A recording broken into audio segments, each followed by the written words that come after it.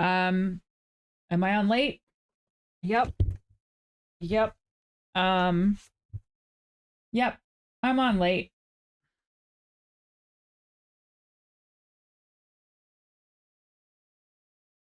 Okay. Well, so here to Tang. Here's well, yeah, I pressed the button.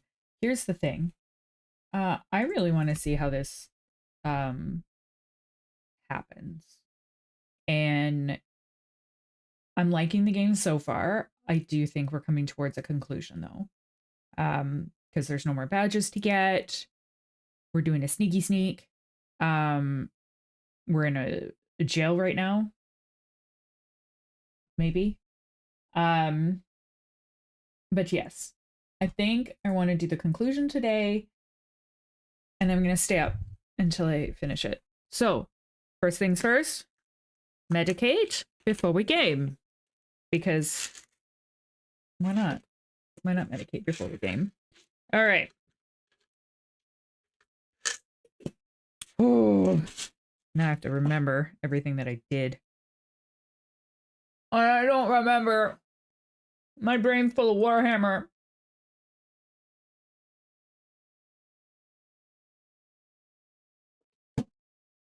Ugh. All right. Well, I just noticed I'm also on the wrong profile. So, game with camp? Okay, apparently I might be really low. Oh, too low. Whatever. Okay. Okay. All right. Let's keep going. Continue. Because why not? Oh, why? Why am I that far over? Woo. I've got a kitty. Hi. Okay, I have to find B12. Where's B12? So, I'm gonna try and stay up. And finish the game. Listen, do I know what I'm doing? No. Ooh, excuse me. Okay. My brain is not working today. Yeah, I know. Like, it's already 9 o'clock. I'm not sure. There's a whole bunch to do, but let me see if I can actually get through here. What? No, I can't get through there. Ooh. Can I get through here? Yes! I remember. This is where I messed up. Nah! Okay, sorry. Ooh. Still lights. Okay, let's see if I mess up. Oh, it allowed me! I'm so happy. Okay. It's not letting me jump up on that. Ooh, I just random jumped on here.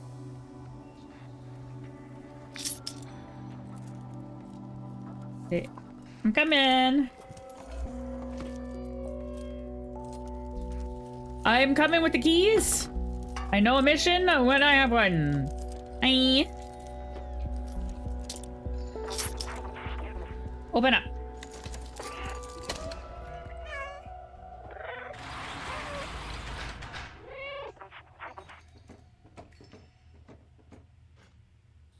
What's up? I'm gonna go in here. Oh, you didn't even have a mattress. Evils. Oh, where are you going?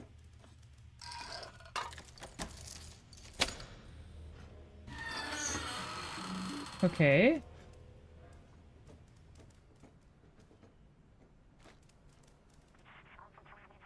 Ooh.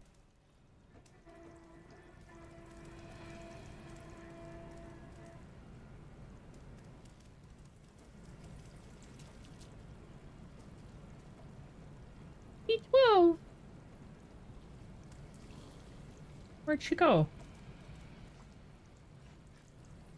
Oh, there she is. She's over here.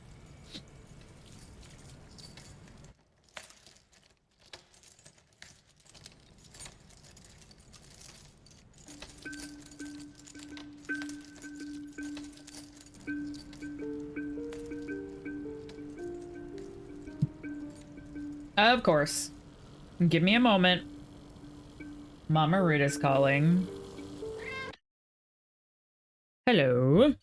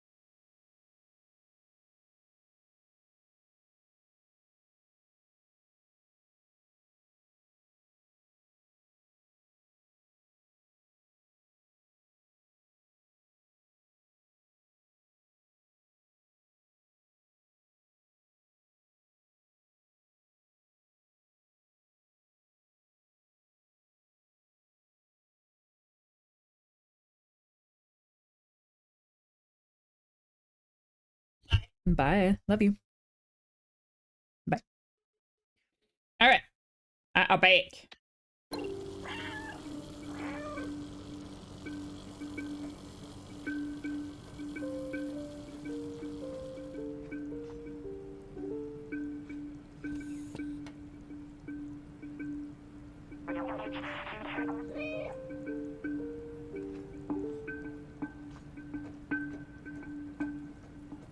Yeah, it's like, let me get down there.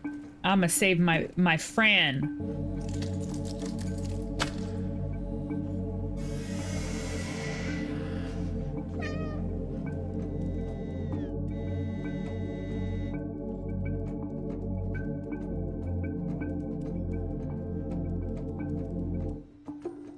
Oh.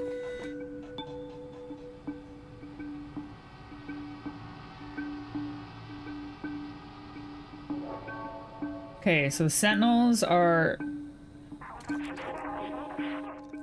heavily guarding. What? Hello? Okay.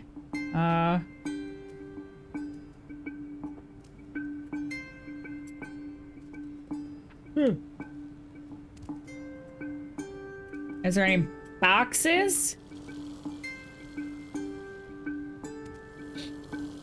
Oh my lord. Okay, oh yeah, there are boxes. Oh, look at me.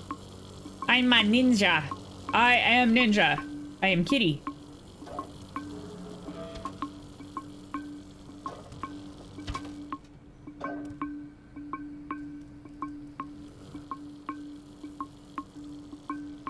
Okay, so there's a window right there I can get into.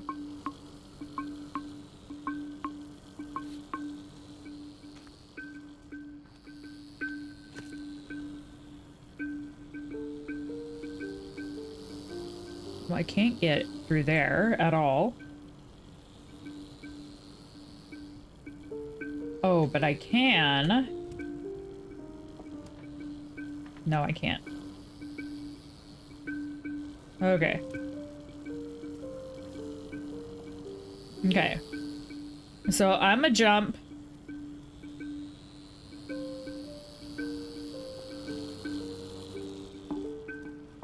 Whoa. Okay. Okay, I'm in a box. Can I not walk as a box? Probably not. Okay, I still don't know how I'm gonna get there. Ugh, don't look at me. Ah!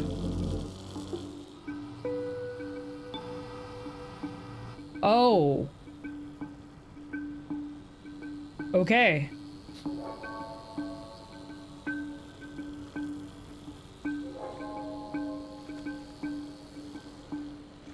You can't see me up here. Oh, Lord. I'm gonna get vaporized. Chilling tale. As old as time. Okay, I survived. Hoa, and now I'm just gonna go in the box. Ah! Okay, I'm in the box. I am not the cat you are looking for. Okay,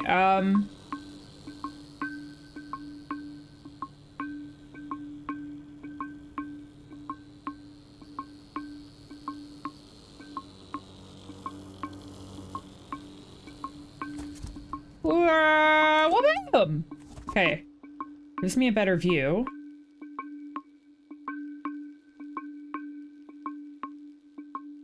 Like, you're not even looking. Can I scratch on this door? Probably not, eh? Ugh. Okay.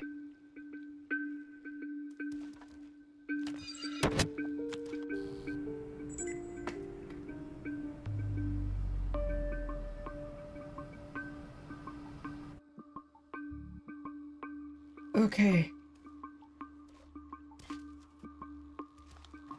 Oh, they are at alarm. They are on alarm.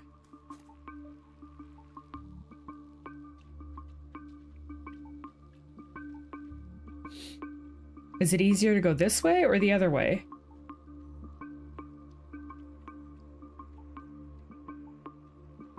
Okay, going that way.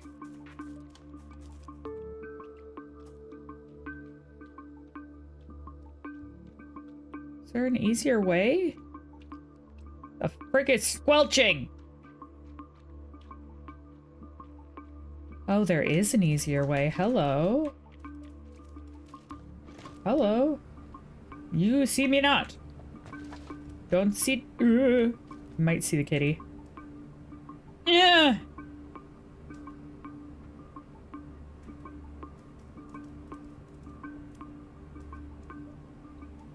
Hello? Q. Ah!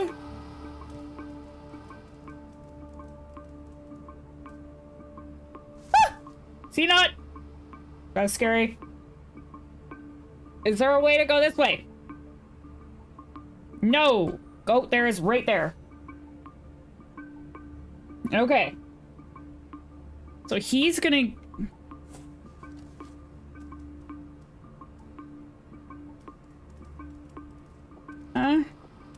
You're a bitch! Which way do I go now? I'm a bish. Which way do I go? Oh, right here. Hi, Mama. I got my baby.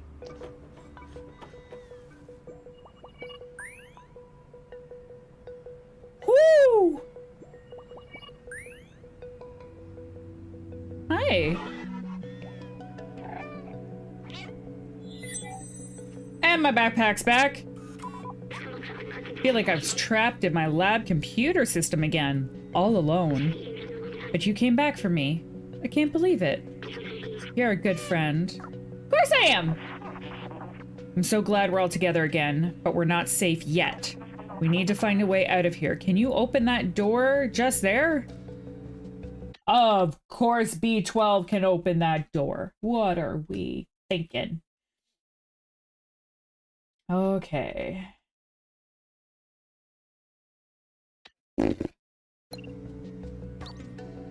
Absolutely. Oh, look at the little gears. Oh.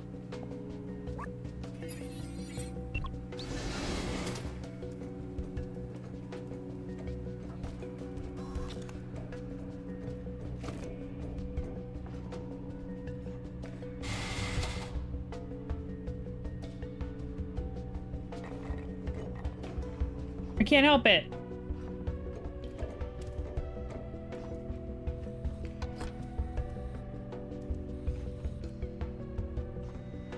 Where are you going?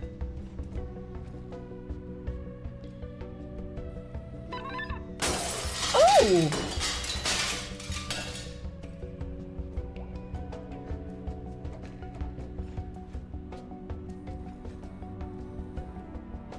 Okay. Whee! That's dangerous.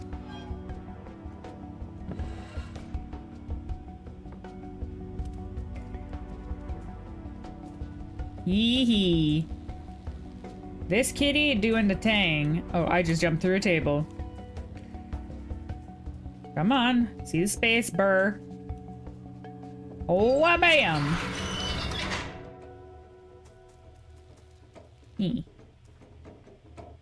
Ooh, I can get through there. Those sentinels are blocking the way again. They will spot me instantly. Maybe you can try and bait them into those cells and lock them in. I'm a bait?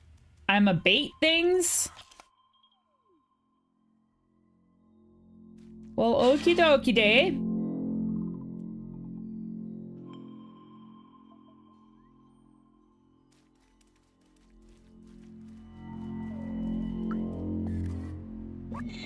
This recovery center has done me the greatest good. My mind is clear, Lusa. I'm an exemplary citizen now.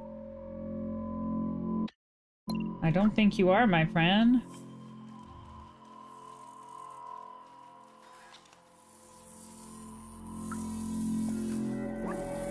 Did you see the guy in the ground over there? He was rebooted. I don't want to lose my memory. I'm so scared. That's okay. I got this. Hi, bitch! Hi, bitch! Boom! Hey. What? Hello? Hello? You see me? Come on! Come on! Come on! Wait, you missed me! Whoop! Whoop! Whoop! Whoop! Whoop! Whoop! Whoop! E! You're a bitch! No! Son of a bitch! Move too fast. Ah! Try again. Oh, I'll meet those guys after. Or should I meet them again? I should meet them again. Unless I've already met them. Maybe? I think I've met him already, but we'll find out. Nope. That's okay.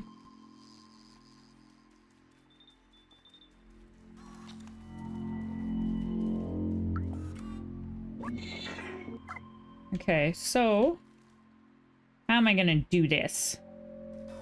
Hey, pistachio bish.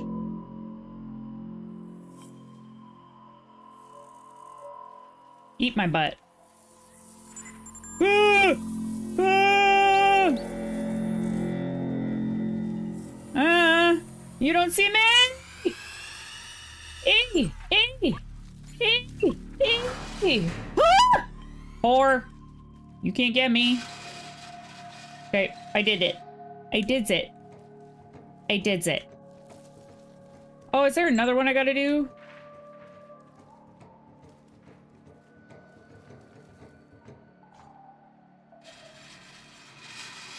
Okie day. What's around here? Literally now. Aww. Oh, remember.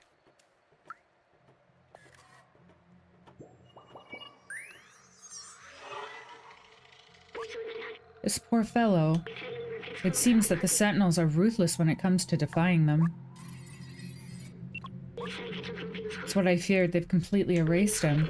No more emotions, no more self-awareness, no more memories. Please, let's not get caught. Final memory! I have one more memory, and it's a big one that you can't miss, I think. Okay, so... there are 2 Sentinels! I am gonna do a dumb. Ooh. Actually, this is a really good idea. You don't see me just out of your ear range. So I need them both in here. Okie day. Here we go. Actually, why would I open both doors?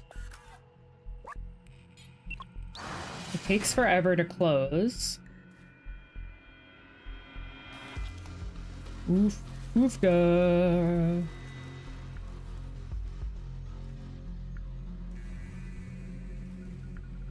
I gotta get both of them. Okay, let me think.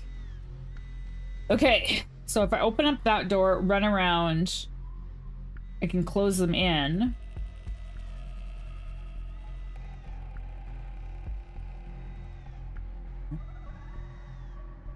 How am I gonna do this?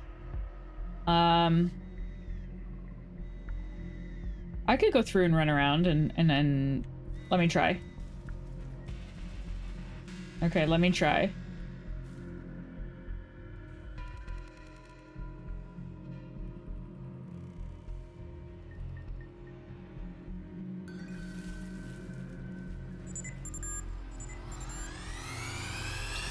Woo! Oh! Oh! They're both in here! E! E! Oh my god, why are you doing? Why are you doing this?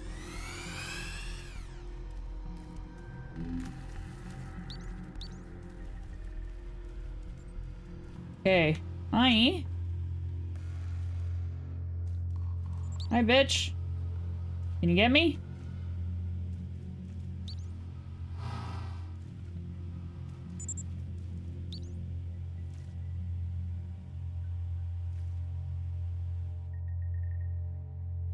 He should come back, shouldn't he?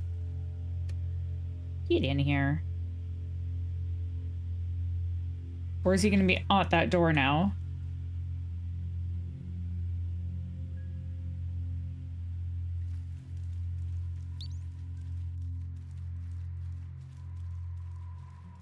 You're a bish. Hi. Don't get me in trouble. I only have... Ah, that's a long time. Okay, Capone. That was a subtle winky wink.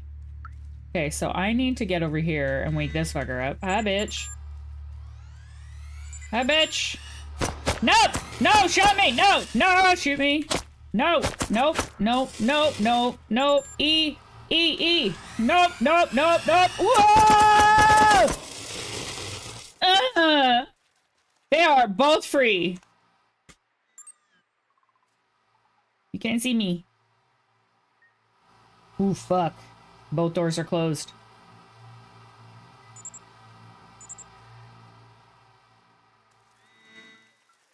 Okay, fine. You open that door. Close that door. Okay. You have returned to your normally scheduled programming. Hi, bitch. Hi.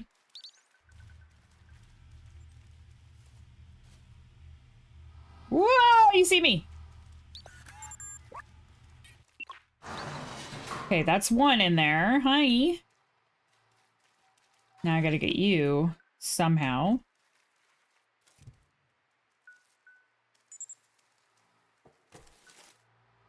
If I do... Fuck! He's over there. Now he's patrolling.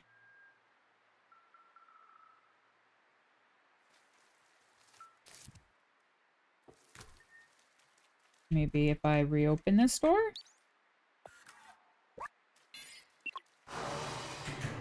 Does he move?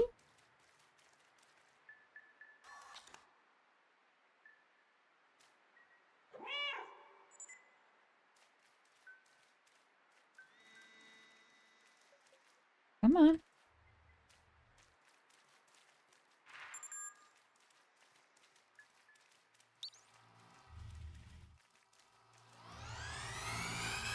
Eat! Oh! I gotta get them both. Please don't make me start from the first.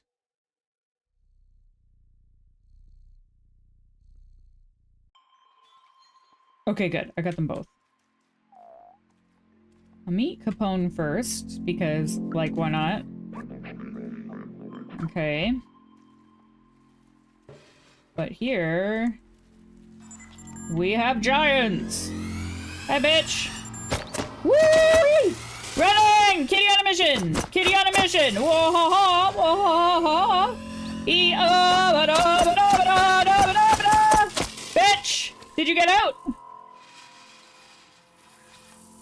Woohoo! I did it!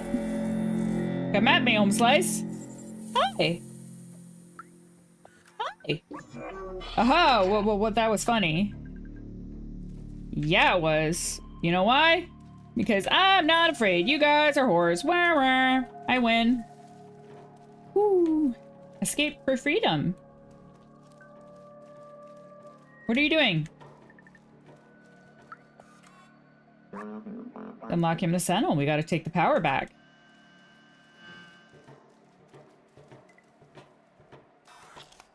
Okay. Are all you guys coming? Oh, come on. Can we fix him? Oh, I can't fix him. How do I fix him?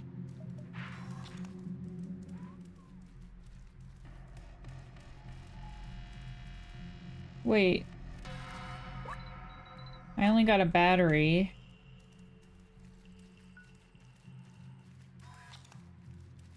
Huh.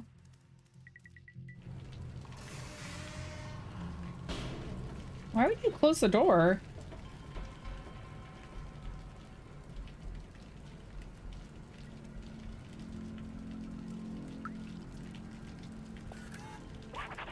Stay alert. We aren't in the clear yet. Oh, okay.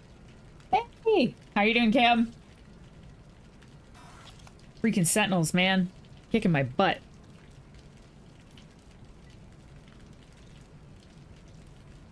Yeah.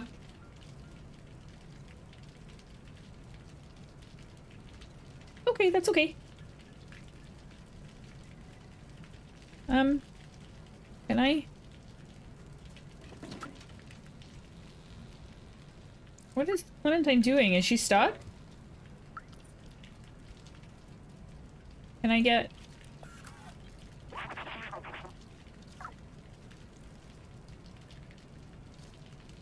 What am I supposed to do?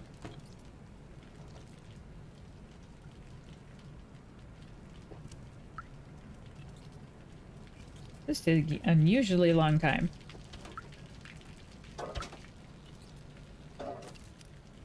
Is she frozen? Like, it's right there.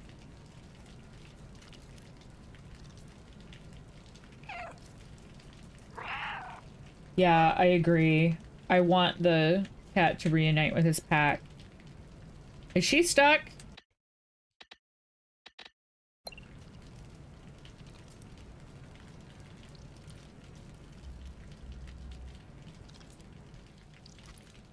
Oh.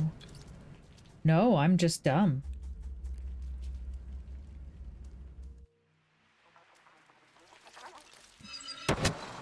Hey, you're dumb.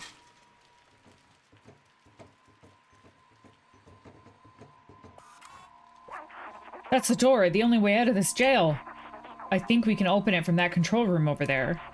We have to find a way to access that room, though. Let's look around. I will always find a way to access the room. Ooh.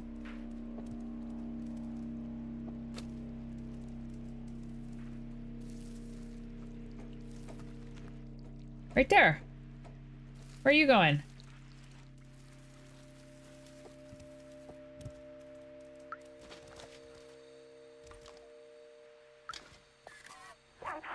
The door, it's the only way out of this jail. Okay. Oh, what was that? Phew.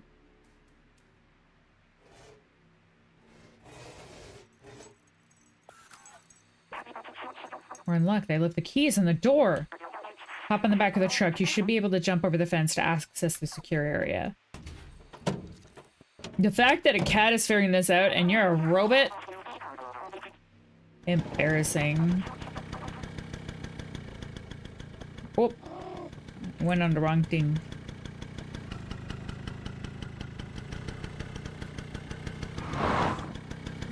Hello? Yay! Look at me. I am a bean. I am a cute bean.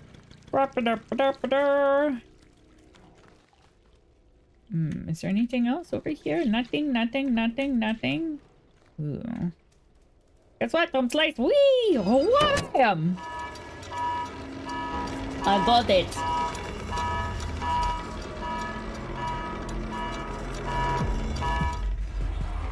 Ah! Ah! Ah! Ah! Ah! Ah! Z's! Z's! Ah! Why did you leave me? No! Whoa!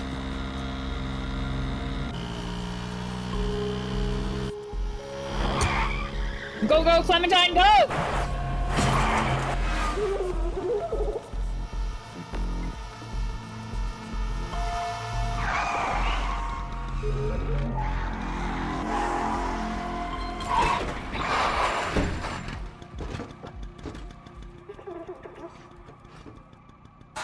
Ooh. There's no way we'll all make it with the sentinels on our tail. I can distract them for a little while, but you have to go. The Outsider's Manifesto says we must go outside at any cost. I wrote that. She's sacrificing herself? You're one of us now. It's not that everyone has to get to the outside, but one of us has to. Now go. I'll keep you in my ram, little outsider. Oh. Is this gonna make me cry?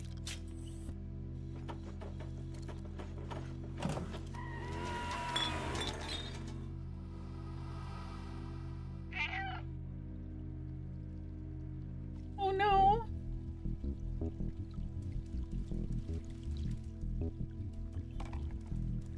Okay. Go back down. I think it was no, not here.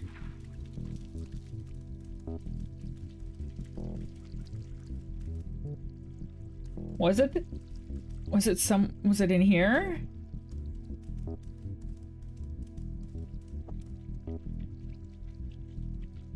I filmed the videos. I haven't edited them yet.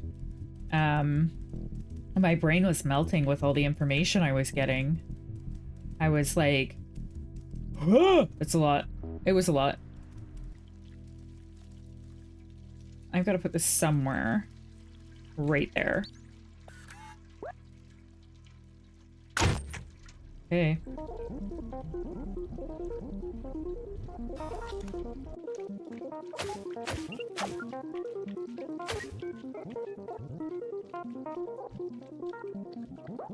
Okay, let's go.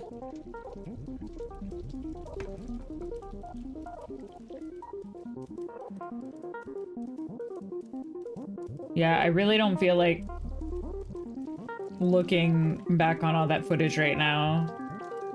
Maybe after my Thursday D&D session, I'll do it. I am going to be the conductor of this train. Sure. Here we go. Are we going outside?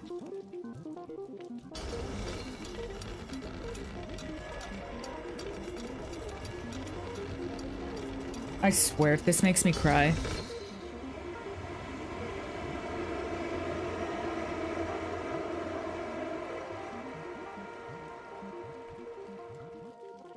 I'm taking my glasses off. I the feeling this is going to make me cry. The control room.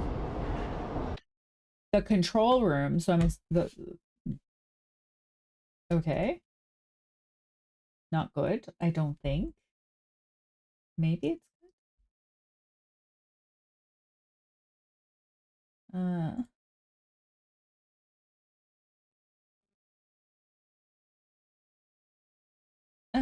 That's not what I wanted. Okay.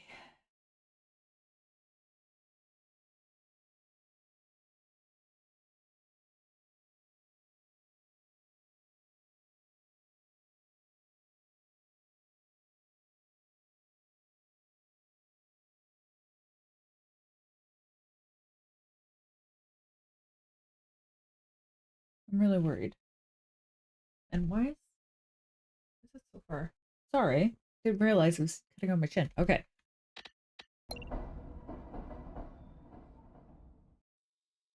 Uh-oh.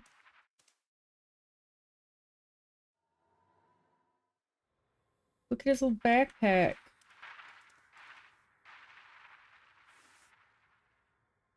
Enjoy the world's safest city.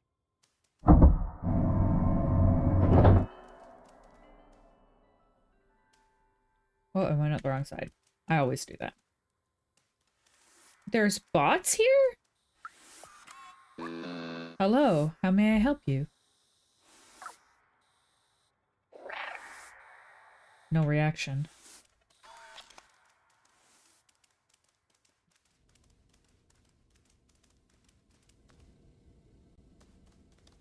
This is beautiful. Greetings, inhabitant of Walled City 99. Is that what I am? Helper 62. This is immaculate.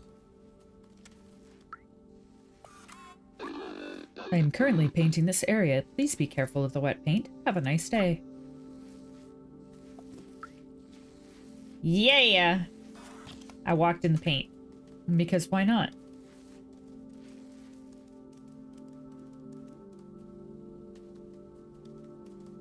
City sealed. Okay.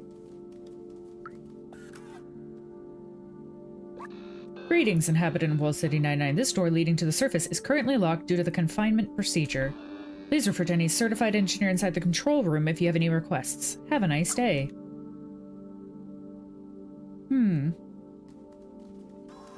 Okay. Meet you too. Hello, how may I help you? They don't have much to say, but I want to meet all of them. I can officially... Oh, the control room's over there, so I will go over here first. Carpet? Why can I not scratch the carpet? Ooh. Oh, that is... Oh my god, look at that. Clean the window. Please refer to any certified engineer in the control room. Okay, perfect. But, like... Look at that, eh? Holy... All the zones we went through.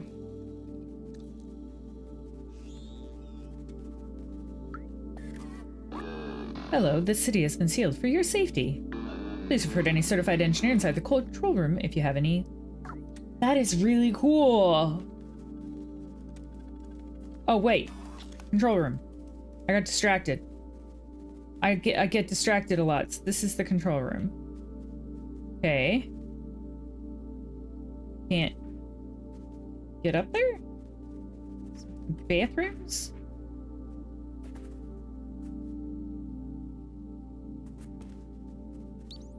Inspect. Okay.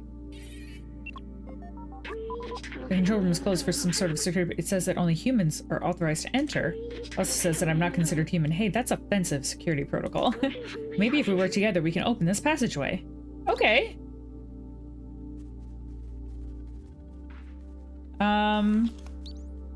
Inspect. Oh. Why can't I... How do I get up there? Oh, hi! Come with me. Come over here.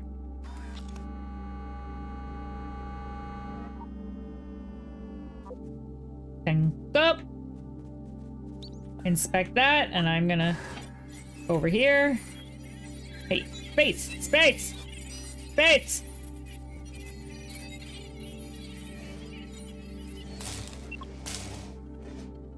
Did I do it?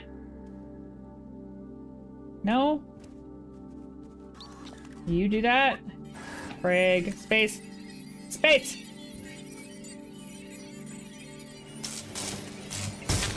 Ooh, got it. Blue. Woohoo! We got it. Okay.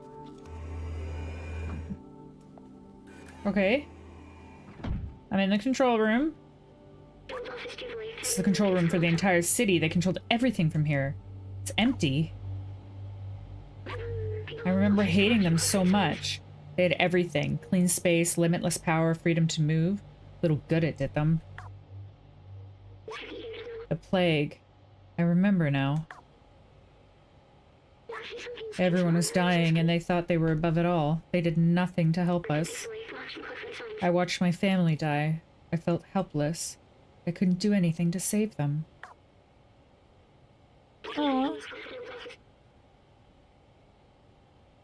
But I can still help you. We can still go outside together. I will carry the memories of humanity and the people that I loved. Aww.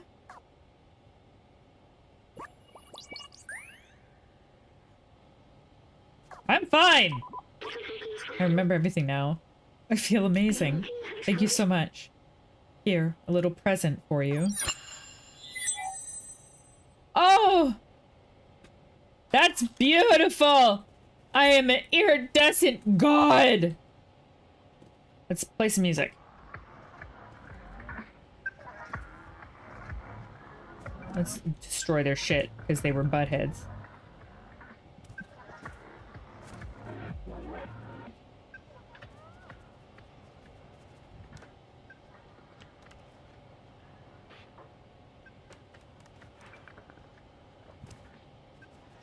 Yeah, I think this is the end.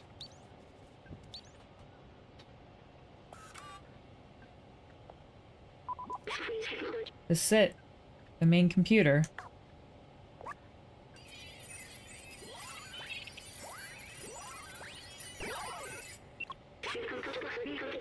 According to the mainframe, no one has been here for years. The whole city is stuck in lockdown cycle from long ago. If we disable it, we should be able to leave. We'll need to bring the rest of these systems online.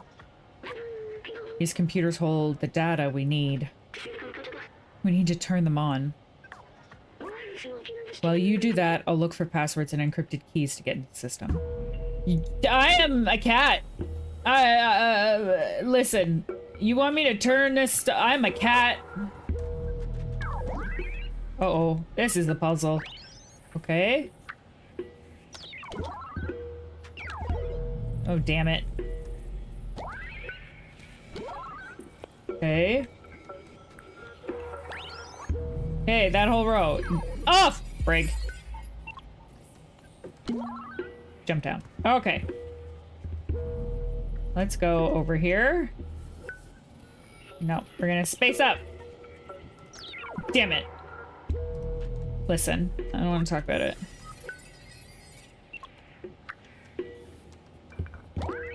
Okay. This way. Oh, it's the keyboards. Okay, so that's all up.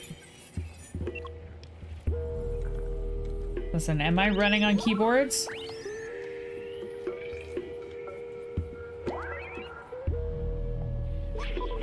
It worked! Good job, my friend.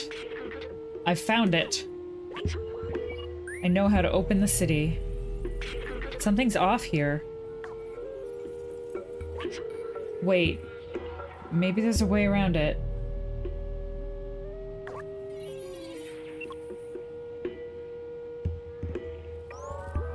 Roof control station. System is locked. There, that's the workstation to open the city. There's several layers of security preventing us from using it.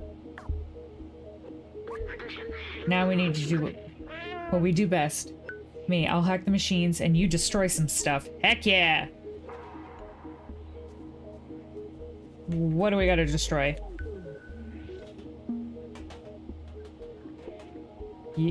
You're hacking and what am I destroying?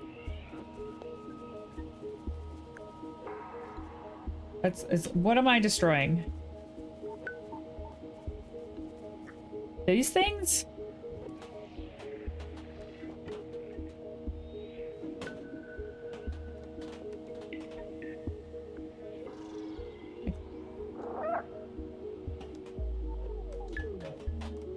Oh! I don't know what to do. Oh. What? Cute. What's this? Huh? I destroy that for sure. That's easy enough. Okay, that's one. One that's down.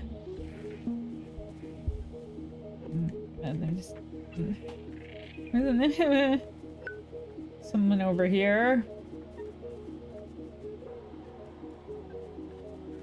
Whoop! Down I go! I saw that! Whoop. I'm here to destroy. Okay, that's good. That's two. I don't know what to do with this one. Because it's right here, right? Oh, there it is.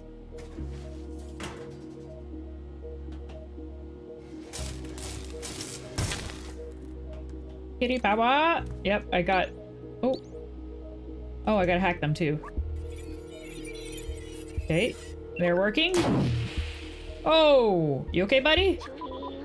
That the system is taking more than I expected.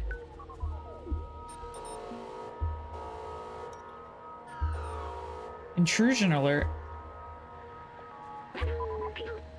Oh no, we've got to keep going.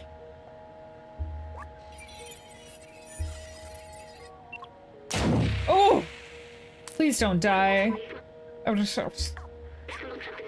worry, I can recharge once we open up that workstation. God damn it.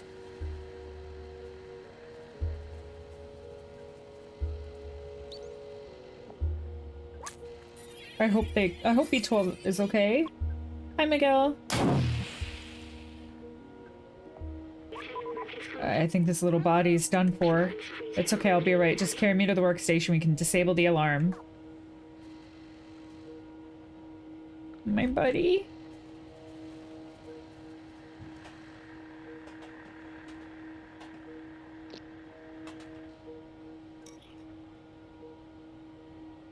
Aww.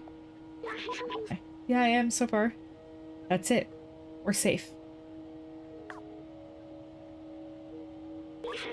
Listen, I have something to tell you. I knew the power required to disable the city central control system would be immense, more than this drone body could handle. But with the security now disabled, I can take control of the system and open the city. Overriding it could destroy my software. But I made that choice when I hooked into that first computer and the consequences it could bring. I'm sorry, we won't see the outside together. Oh, no! I thought I needed to carry on the memories of humanity to hold on to the past. But I see the future in the companions and you. Oh! Here, let me take that off of you. You were my friend. The very best I could have asked for. Thank you. Ugh.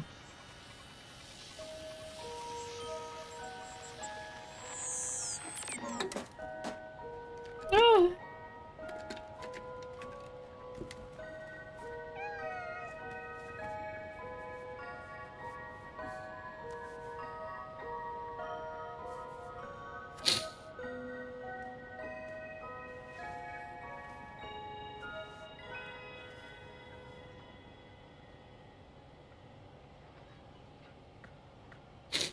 Oh.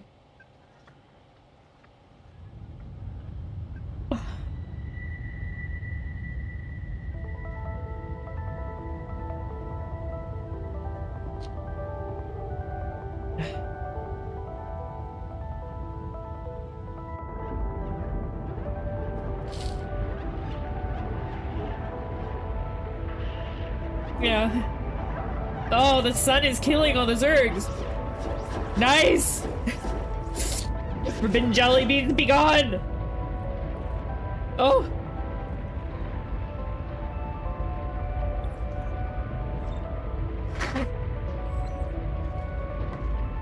The Guardian finally sees the sun!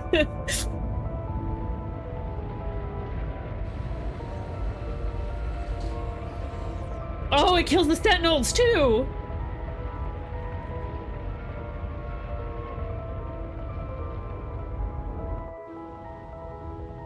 Oh!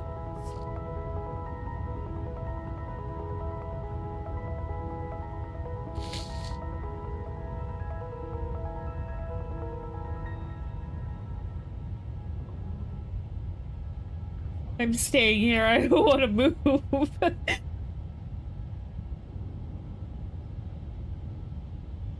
Because B12 is my friend.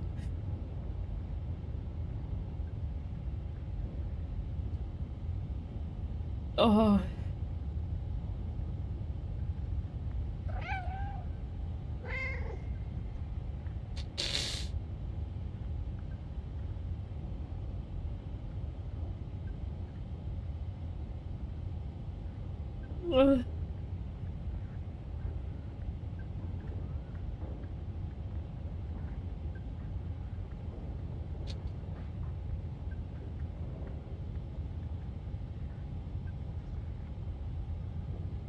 Yeah, little bot was a better human than most.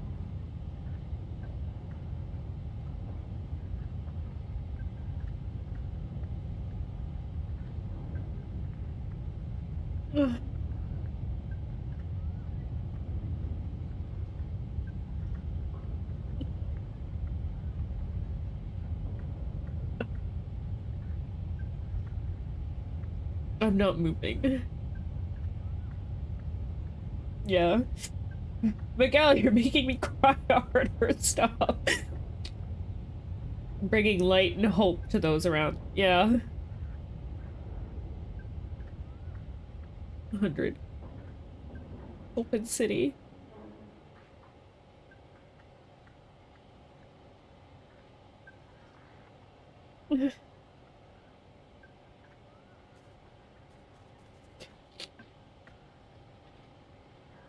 Can I take him with me? No. I guess I can't. Alright, buddy. Let's go find our pack. Our pride. That we lost in the beginning. I hope I can. Will that just open?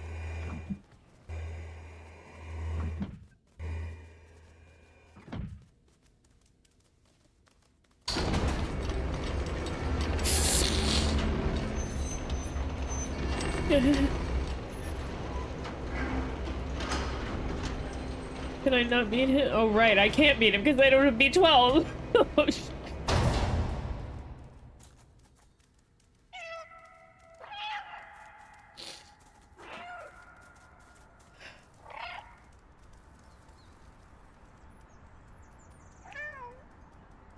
oh, I'm not following.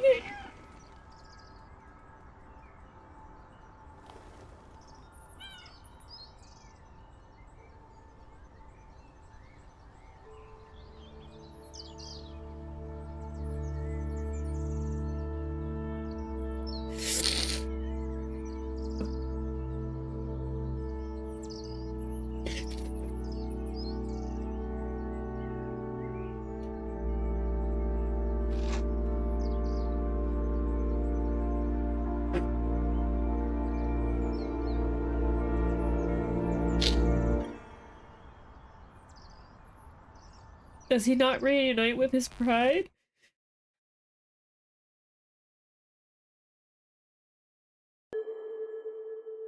It was really good.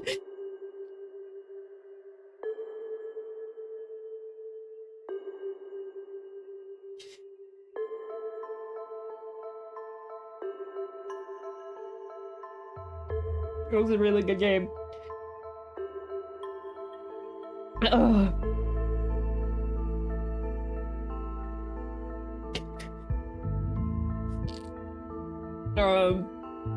Thoughts on it? Great. I love it. That was really hard to let go of B12.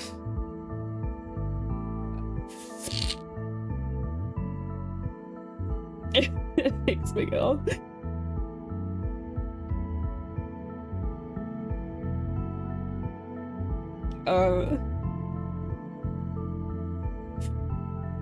It was really good. Yeah. Like, there was a companion bot way down in the prison, in the jail area, that was completely erased that we could have put B12 into. But no, they had to do the noble thing and sacrifice themselves.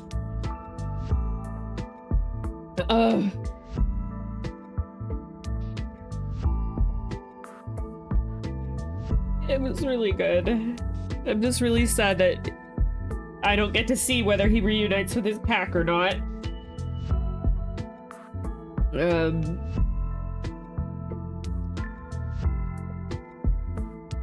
It's a great game.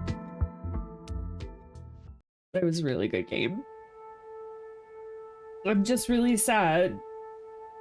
It was a conscious decision, but had he told me the facts, I wouldn't have done it. It is about hope, yeah.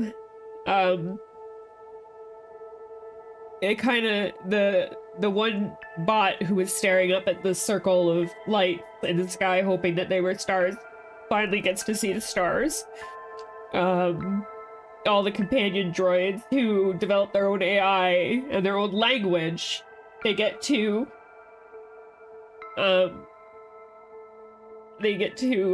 explore a new world. And the Zergs aren't there to hurt them anymore, and the Sentinels are gone. So it's like starting new. You can open up all the ways, and they can like travel between the world, like the places they could leave if they want to.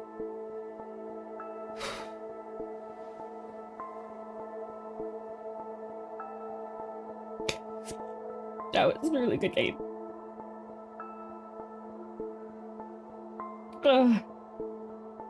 I wish I still drank.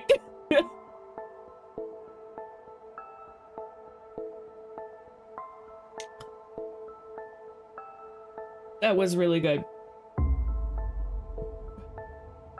So I'm officially done that one. So there are apparently 8 more achievements that I need to get. And I don't know what they are.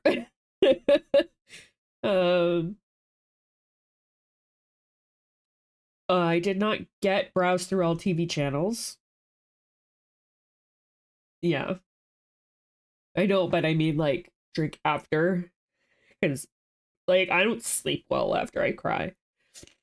Browse through all TV channels, I didn't do. Productive day. Sleep for more than 1 hour, I didn't do. Go through Midtown without being detected by the Sentinels, I didn't do. Scratch in every chapter, apparently I didn't do, but I scratched all the time. Complete the sewers without killing any Zergs. That would be hard.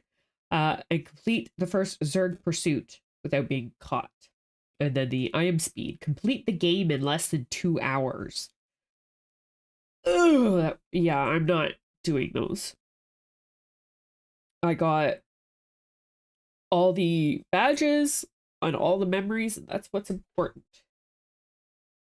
Oh, I'm gonna try. I don't know. I want to keep playing because I love this game, and you can go to different chapters and do different things, which is great. I would say this goes into amazing story. Because it absolutely is an amazing story. It's incredible. Such a good story. I don't it's really good. I just get very emotional when it comes to animals and sacrifice. So I'm really sad we lost B12.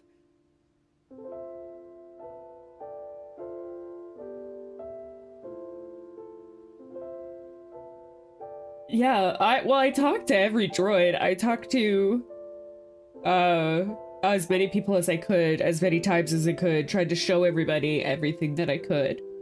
Um, but I probably missed something because it happens.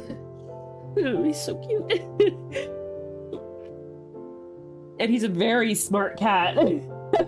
I could look at my cat for hours and be like, go get my keys, go get my keys. And she'd just be like, you want to rub my head? It'll make you feel better. um, because she's that type of little bean. But actually, she's also a very loving bean. Let me see if this will actually work. Um, Freya, Baba,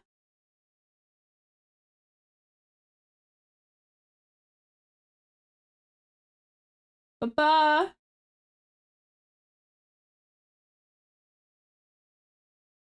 Sorry, I keep moving my camera. Freya, baby. She's probably unconscious on my bed. And she's who I need to hug right now. Give me a second. I'm gonna go get a cat to hug. Unless she's already on her way, at which point I'm still gonna hug her anyway. Ico stories? No, I haven't. What are those ones?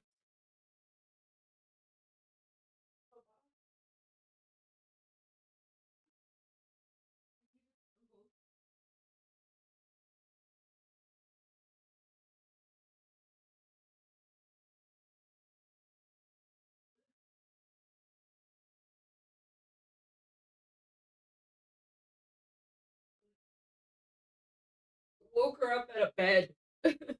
I knew she was in bed. What are the Ico stories? I needed a snuggle. I love you. I love you, little girl. Oh, thank you. Much appreciated. Thank you, baby girl. I know. It tastes like makeup. I had to put makeup on because I was filming. Because I was pale as hell. Mwah. Yeah. Shadow of the Colossus, Last Guardian. No, I haven't played any of those. I haven't played any of those. I don't even know if I have those. Maybe I'll put them on a list of ones. Oh, she's purring up a storm. I don't know if you can hear her. Probably not. But she definitely doesn't mind the snorkels.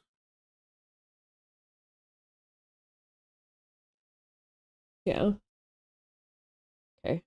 I'll we put them on the list of game racks. I've got like a spreadsheet. Oh, thank you. Thank you, my pretty lady. Mwah.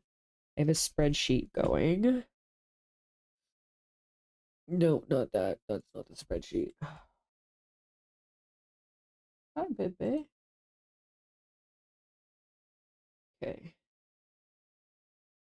Uh, duplicate that. Rename that.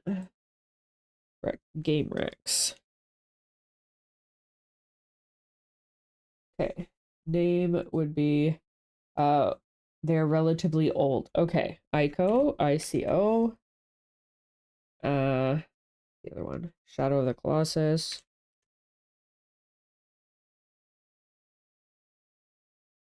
Oh. Colossus. Uh The Last Guardian. Guardian. Yeah. Yeah, this one, she's very snuggly. Oh, why are you going away? Brad, I want to snuggle. You can't just walk away from me. Well, you can, and I support your decision, but come on.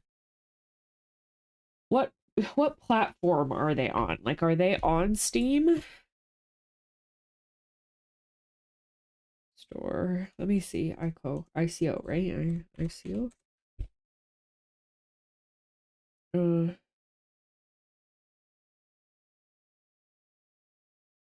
emotional stories, but beautiful. Okay. Why am I not? I don't think that's it. Okay. What?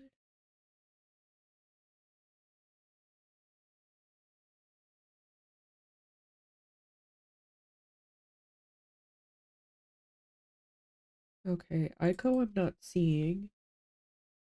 Shadow of the Shadow of the Colossus isn't there either.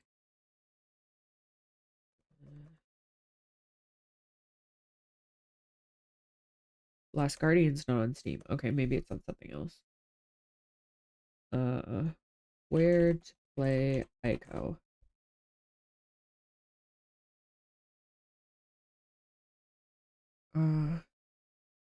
Oh, it's on PlayStation 2.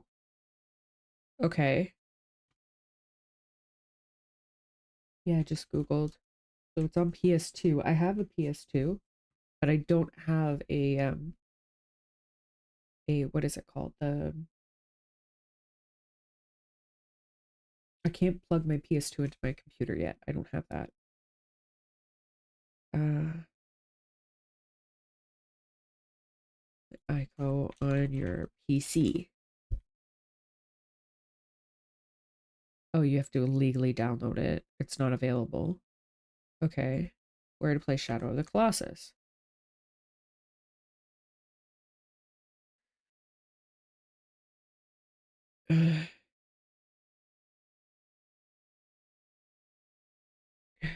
Uh, Can only use it on an emulator. PS2 as well. Cannot get it on computer.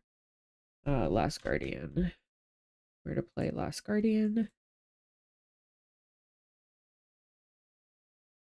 On PC. Again, an emulator. PS4. I have a PS4 and I have a PS2 and I have a PS1 and I have a PS3. So, yeah, it's not on Steam. Yeah. um, let me I will see if my sister had those on her PS4. Um, Either way, I probably won't be playing it on stream because I don't have that thing. Guys, I have Max at my feet. I have Max Moodle. Mister, hello. Can I help you? Like he is right here. Come here. What are you doing? What are you doing? Did you just brr and walk away? Show me your butthole? I appreciate you trust me with your butthole. But please, just showing it to me does nothing. I'm not gonna sniff it. No matter how many times you show me your butthole.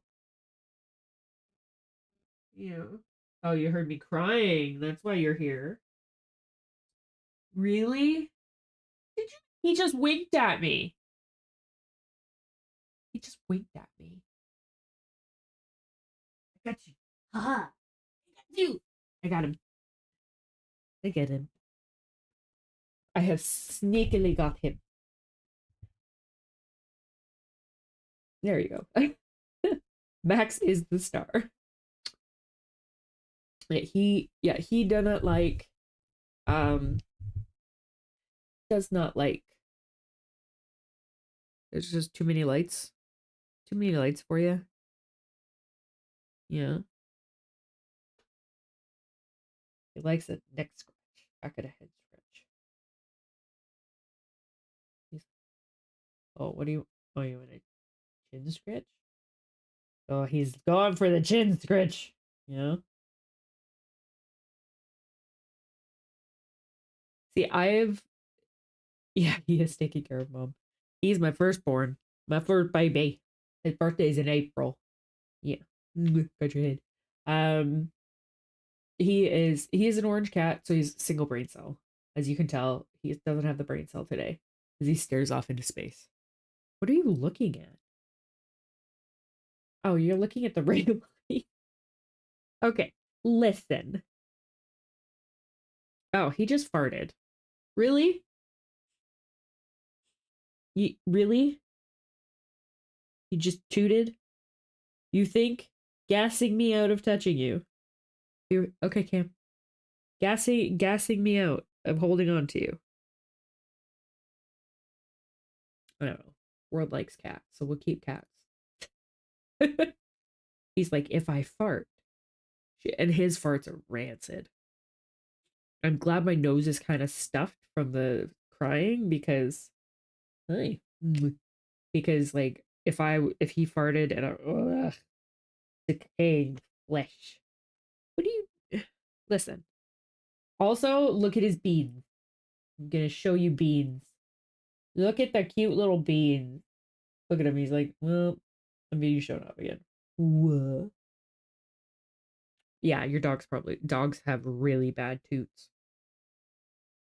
You're pretending you're dead.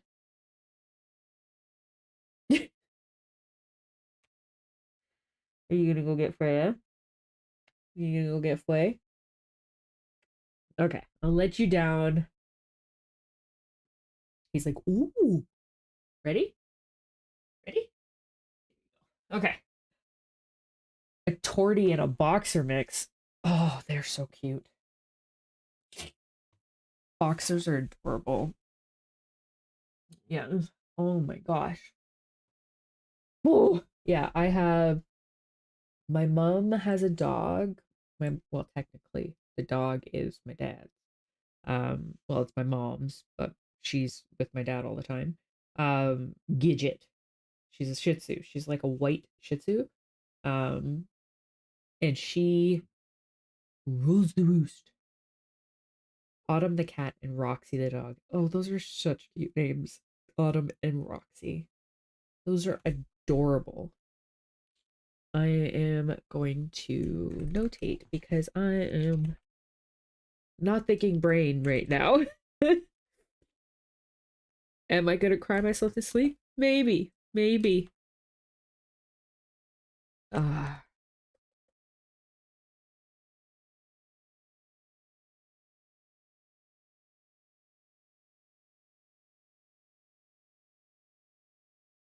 Oh, my brain. So I've done myself a dirty this time, I think. Um, I filmed 2 videos. I'll have to edit over 3.5 hours of content. And then I streamed the end of the game. Uh, Wire Fox Terriers, Lucy and Ethel. Oh, again, beautiful names. You choose really good names. Yeah, my brain. I learned about Space Marine factions, and then I learned about all the Warhammer factions. The human side, and then the chaos side, and then the other side, like the Necrons and the Orcs and the Eldar. So I learned a lot. I have a book full of this was my D&D book, but it's now been changed to my Warhammer information book. So I took a bunch of notes, and then I I'm making a list of what I want to learn. uh, you suck with Helldivers? Nah. Come tomorrow. I will be playing Helldivers for sure. Join me. Because like Warhammer stuff is dark, man. Really dark. Everybody sucks. Except for what's their names? The Tau Empire. The Gundams and the mechs. They don't suck because they don't have that dark stuff. I love Helldivers too. Helldivers is I don't think I'll ever stop playing the game unless I like turn the servers off because I am quite enjoying it. I've met a lot of like cool people on there. Um they are space Nazis. They are. Um they are Warhammer. Uh I do have Space Marine, the first Space Marine. I played the second Space Marine, so I'm playing them backwards. I might play the first and then the second. I'm just kind of like frustrated that the first one I played, Space Marine 2, was like a 10-hour campaign at max, which is kind of irritating. Um yeah, yeah, I think so. Um I very much like Helldivers. I really like Helldivers. I'm gonna play it tomorrow until my fingers hurt. And you are more than welcome to join me whenever you have time. You just ping me and I'll jump over. I have a group typically that I play with, and if none of them are online, then I'm answering SOSs. Um, but yeah, I think Helldivers is less dark than Warhammer. The guy in the video was like, Warhammer is one of the darkest games you can play. And then he was like, I don't know, World of Darkness is pretty dark, right? Like, oh, cool, yeah. Um, I'll be playing tomorrow. I'm going to edit on Wednesday, and I'll see if I have time to play after I'm done editing. Um, yeah, absolutely. Thursday is D&D, and Friday I am available for gaming or whatever. I might game a little bit here and there. But yeah, tomorrow is gonna be like a Helldiver day. I love like I'm just gonna just enjoy the dives because I just played a game that made me sob. And I just watched 3 hours worth of Warhammer content, so my brain's melting at my ears. Uh, I'm also suffering with I have a lot of yeah, I could do Baldur's Gate too. I've got Baldur's Gate. I am in yeah, Vox Machina. I haven't seen the series yet, so maybe I'll do like a reaction to the series and put that on my YouTube. Um, because like Mighty Nine was where I fell in. Like you could see it here. The Chronicles of Exandria, the Mighty Nine. I have Laura's dice bag. I have I'll show you. I'll show you as I knock over my soda. Stupid. Okay. Wait, how bad is that? Not that bad. Okay.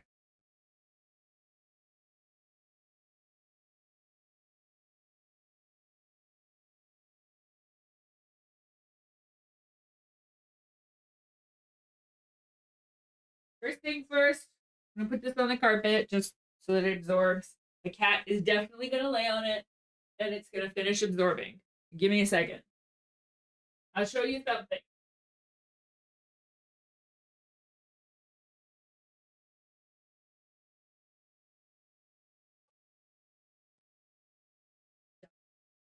Pretty sure it's in that room. So I think it's everything. Maybe? Maybe?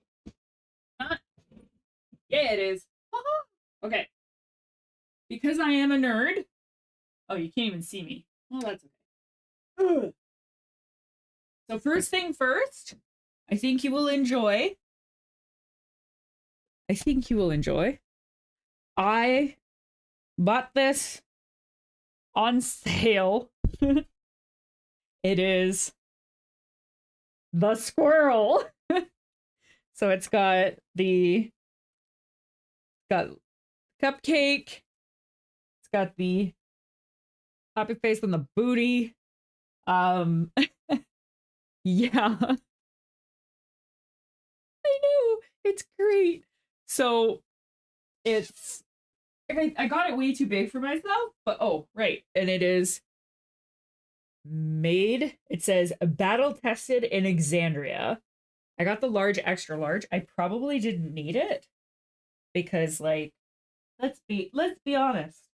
I'm currently wearing a size extra large pants. They're really extra large on me. Or they're large, sorry, large pants. So I'm just gonna step into this and wear this for a minute because this is warm as heck and I keep forgetting. Oha! Okay. So I have okay. Now I'm the squirrel.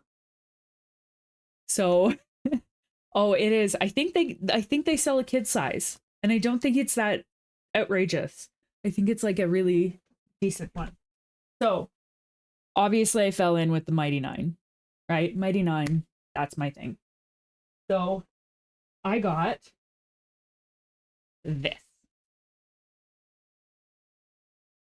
So take a chance, roll the dice. It is a one of those like Letterman jackets, I think it's called, and it's got symbol on it. And I think it also says battle tested in Exandria. Yep, battle tested in Exandria. And it's got all these like there's Vox Machina right there. There's Mighty Nine, little skulls, dice. It's really cool. And we could get this in Canada.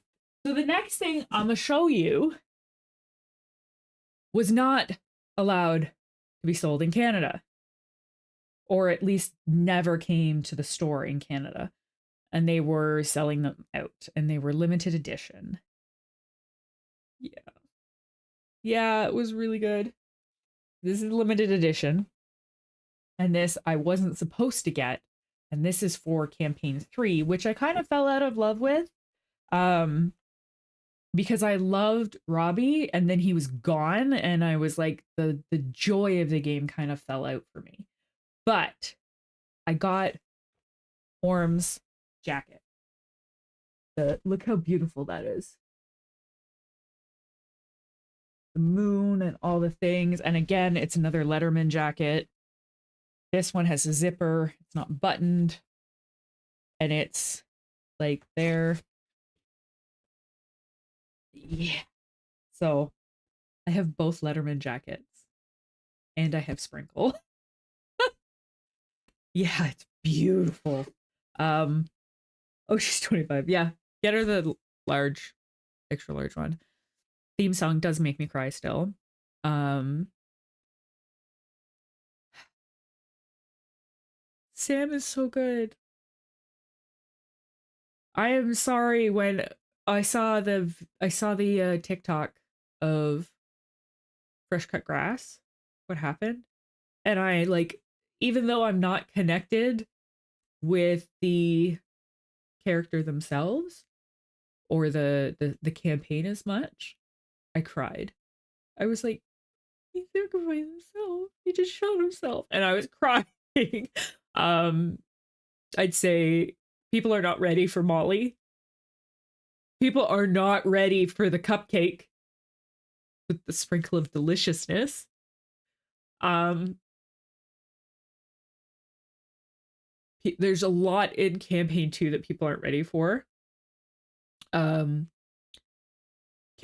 1 I was never really into that much, but I grew to love everybody based on like TikToks I saw at campaign 1. Like I loved Grog and Pike, and oh, I did too. And I sat there and I was like, well, he tried. He hurt himself, and then when the guy was like, this isn't personal. And I was like, oh, really? I'm taking it real freaking personal. I was really upset. But I also think that campaign 2 gave one of my favorite characters ever. Caduceus. Um, yeah, Taliesin is just brilliant in every role that he plays. Like he has these lines that hit so freaking hard. It is chilly up in Ontario. It is real chilly. But yeah, Caduceus's lines when he is talking to the guy that hurt yes, he was always pissed with him all the time. What do you mean? Always pissed with them all the time. I think oh, that's okay, Cam. We're talking about Critical Role right now. Yes. Yep. Okay. Yeah, I get it. Um, I think when Caduceus talked to what was that guy's name? Ugh. Caduceus play. Um, oh, what's his name? Trent. To Trent. That those lines, if they do not say those lines in there, I am going to be so mad because he doesn't say it maliciously. That like Caduceus was very kind to everybody. It didn't matter whether Trent was a monster or not, right? And then you get Caduceus basically being like, when you die, you're gonna be forgotten. And I hope you're not. And it's like, ooh, and the way he says it, I'm not saying the line because I want people who haven't seen campaign 2 to enjoy the line. Um, but I will say for sure, I so wanted the shirt that was Caduceus sinking in the mud and he says, "Help, it's again." Because that I say that so many times. Help, it's again. Oh, yeah, I think so. I was definitely their prime for sure.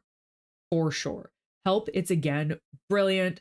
The oh my gosh, Henry Crabgrass, best on the spot NPC I've ever seen made. Like the speed in which Matt created him, and she's like, "Oh, I'm gonna pet the grass. Consent, please." It's like so I actually have a shirt that is Henry Crabgrass with says consent please on it. I also have two 99 shirts. I thought I had lost one basically in transit, so I messaged them and said, "Hey, it got lost in transit. It's been like a month." And they sent me another one. They both arrived on the same day. So I messaged, I was like, "Do you want me to ship this one back?" They were like, "Nah, you can keep it." So I have two. Matt is incredibly talented. I don't agree with the thought process of it's Matt's fault that he's ruined D&D because players think that that their DM is going to be Matt. Um, my response to that is, well, um are you going to be any of the players in Critical Role? Like, do you have that talent to yes and improvise and like a good DM has a good group of people. Like you can have a good DM and bad group of people and it's like hitting your head against a wall. But if you have a good group of people plus a good DM, you have magic. And that's what D&D is. It's magical. Um he's also like incredibly talented and he has so much experience with making voices and creating maps and doing all of that stuff. So he's got all that. And then you have like an entire team of people. Like you have Marisha, you have Sam, you have Taliesin, you have Laura, you have Robbie now.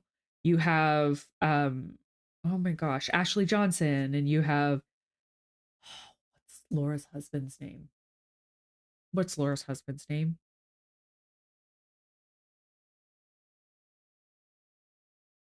I've got Ford, got Grog, I have Chetney. For some reason, I'm forgetting his name. Travis. Travis. So you have like this incredible group of people who are incredibly talented with voices, with improv, with acting, and they help Matt be better, if that makes sense. So Matt on his own is really good, but you have really good team and you've got amazing group of people.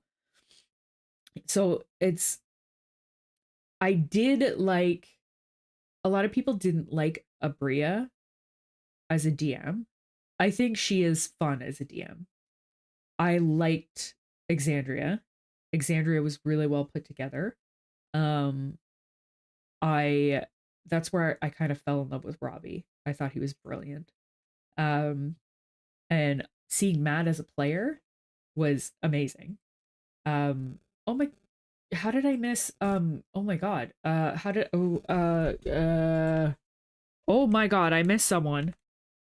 I missed uh oh my gosh. Liam. I missed Liam. Um Cam, it would be really hard to get into. So every episode is like between 4 and 6 hours long. I think someone calculated the amount of time to watch season one all the way through was like 490 hours or something. It's yeah, it's a D&D based live show. Um and it is really incredible. I really got into it during um season 2. I started with season 2 and it was freaking phenomenal. Kind of fell out of love with season 3, but I think I'm gonna maybe jump right back into it because you kind of can do that. Yeah, Critical Role is how many hours per campaign? Okay, so Critical Role across the 3 campaigns has 270 episodes. Um, So I would say, oh, there's running stats, Critical Role running stats now. Okay, let's do Vox Machina. I don't want roles, not character records, time and attendance, runtime, run times. Oh my god. Okay, well that's not what I wanted. That was all Teldori. That's not what I'm looking for. Okay. Uh,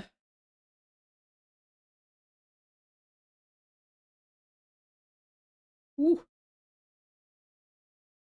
yeah. Yeah. Most of the day would take you like 3 campaigns. Um,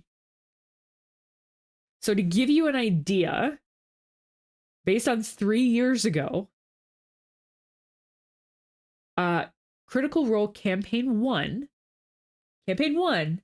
is 460 hours long. One Piece, the anime, is 404 hours long. So the first campaign of Critical Role is longer than One Piece. Campaign 2 is 564 hours. Um, I don't even think that was all. I don't even think that was everything. Oh, yeah. It's a long series, very long. That's why if you want to kind of get into Critical Role now, I would watch Vox Machina on Prime. It's fantastic. Um yeah, plus one shots, which are technically one shots half the time. They're like 6 episodes long. I haven't seen the one when Brennan Calamity. I haven't seen that one yet. I think I might sit down and watch that one because that one Brennan is so good. Oh, I freaking love Brennan as a DM. So my DM style, I really, really enjoy Brennan. And then it's Matt. And then it's Abria. Um, Brennan for me, he ran the campaign. Gosh, I forget its name, but it was based on um Lord of the Rings. And everybody who was playing in it was a villain. And the whole thing was basically um what was its name? It's all on YouTube. I think it's only 4 episodes long. Um let me see. No. Yeah, it's Brennan. Um oh Lord. Uh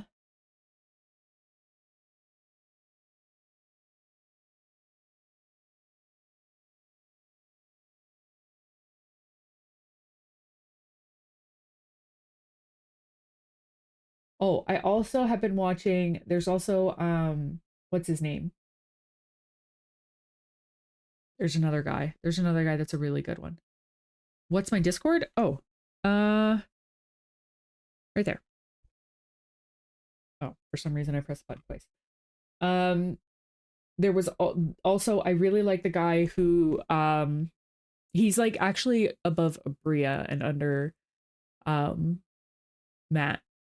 He is the he did a one shot which was 2. It was like 4 hours long where um he was basically oh my god, my brain. I'm brain dead. Um he basically had the Baldur's Gate 3 group and he basically ran a session with them and saying what happens if Tav is in a situation where they can't help. Here, let's figure stuff out. And all the actors played their characters. I forget what his name is. Yeah, Baldur's Gate 3 cast play D&D. Okay. Here we go. It's from High Rollers. Um whoop. Here. Let me see if I can just send this to you. It's red. Welcome. So that's High Rollers. And it is super fun. Yeah, it's really good. And then there was Escape from the Blood Keep. That was it. So yeah, it's really good. Full episodes. There we go. Okie dokie. This is the full playlist. Whew. Okay, so this is Escape from Bloodkeep. Matt's a player, Brennan is the DM, and the whole thing is basically they are the villains in the Lord of the Rings. Um, and they all play the villains, including Matt, and Matt is one of the Nazgul, and he rolls really bad the entire game. I think he rolled good once. But yeah, so that one is also fun to watch. It is, I think, like 6, yeah, full 6 episodes. So they're like 2 hours per episode. Yeah, I think so. Brennan is fantastic as a DM though. He also did Calamity. And I think that was also like 4 episodes long. It was like Exandria Calamity, and then he came back and did there was another one that he did. But he plays like the villains so incredibly well. He does the voices really well. I really enjoy his play style because it's got that fun element in it, right? Like it's got that what is it? You would think so, but so I forget. I think he named his Nazgul like Trevor or something like that, but he has a Nazgul name, and he's just like, "I am the best of the Nazgul. I'm the king of the Nazgul." And then like Sam like kind of runs by him, but like a girl version of Sam, and keeps beating the tar out of him with like a pot, and he's like, "This is unfair. What is happening?" It's really funny. Um, yeah, he's really good. Yeah. I would highly suggest Escape from the Bloodkeep, and also the D&D. I have those. I've watched them. I've watched them all. They were incredible. I still have to watch Calamity though, but I am a D&D nerd through and through. I played D&D for 31 years and I used to DM. I've stopped for a while because I kind of lost confidence in my DM style, so I kind of gave up. Um because it hurt. Like you put trust in people and you hope that they trust you back because you're their DM. And when you find out that they didn't trust you or they don't trust you, it kind of hurts. Especially when you are literally bending the world for them. Like, oh, I don't like this. Can we change this? Yeah, sure. Oh, I don't like this. Can I change this? Absolutely. Um, I had session 0 with all of them, and I told them my expectations. They told me their expectations. We went over characters, everything with them, like character arcs, that kind of thing. And then it was, yeah, it does ruin the dynamic of the game. I don't think it was malicious by any means. I'm not saying that they're malicious. I'm not saying that they are mean or whatever. Um, but what I will say is that um, every time I was one player brought me a list of complaints or requests of things to change from other players. Uh, and I did what they requested. It all made sense. Sure, let's do it this way. But then I brought up in game, I was like, hey, if there's something you want to change about your character or something, please tell me personally because I may have follow-up questions, right? Like if you say, I don't want to be this, I would prefer to be this. And then I change that on the person and they're like, whoa, I didn't want that. Well, you told somebody who then told me, and then I came up with a solution by myself because you didn't want to come to me to tell me. So it was very much like that. Um, and it hurt. It did hurt a lot. So I kind of lost confidence. The third time I had like first list, okay, done. Told them just talk to me. I'll have follow-up questions. Second list, I was like, okay. And then I was like, okay, all right, cool, sure. And then I did what they requested, right? And then the third list came, and it was frustrating because it was just things that I had changed from list 1 and 2. They now wanted to reverse back because they didn't like how it went. Okie dokie. Are you guys fighting on my jacket? Really? My cats are both sitting on my jacket, like looking at each other. You guys be nice. It's not frequently that I put the jacket on the floor. If you start fighting again, I will remove the jacket from the floor. Um, yeah. Uh, but I'm always forward with people. As a DM, I'm there to tell their story and interweave it with the main plot. I told them that in the beginning, but I need to know their story and what they want to accomplish with their character to write them in, right? Um, yeah. Well, crazy ass barbarian or a bard is like, yeah, they're fun to play. Go for it. But I had this story, I had created this story, um, this game. Yeah, exactly. They don't know what they want, but they still make demands. Yeah, because they think they do. That's why follow-up questions are super important. But it took me 8 years to develop this campaign. And it was, and I don't think I should have ran it, period. Even without them being there, I don't think I should have ran it because basically I had had a dream after my sister died that she was on an island and she was being chased by this like amorphous, like pure darkness. And I woke up and I wrote it down really quickly. And then I thought, what if some unlikely heroes, some anti-heroes, some villains maybe end up on this island and realize that the larger villain needs to be stopped. And it was way too it was way too close to home. So I had built this story, I had built the NPCs, I had put my sister in there as an NPC, but she was Dina, which was a druid, a druid fawn, and she had her cats were her familiars. So she had two cats when she was alive, Luna and Loki. So she had those as familiars. And I was very, it was way too close to me.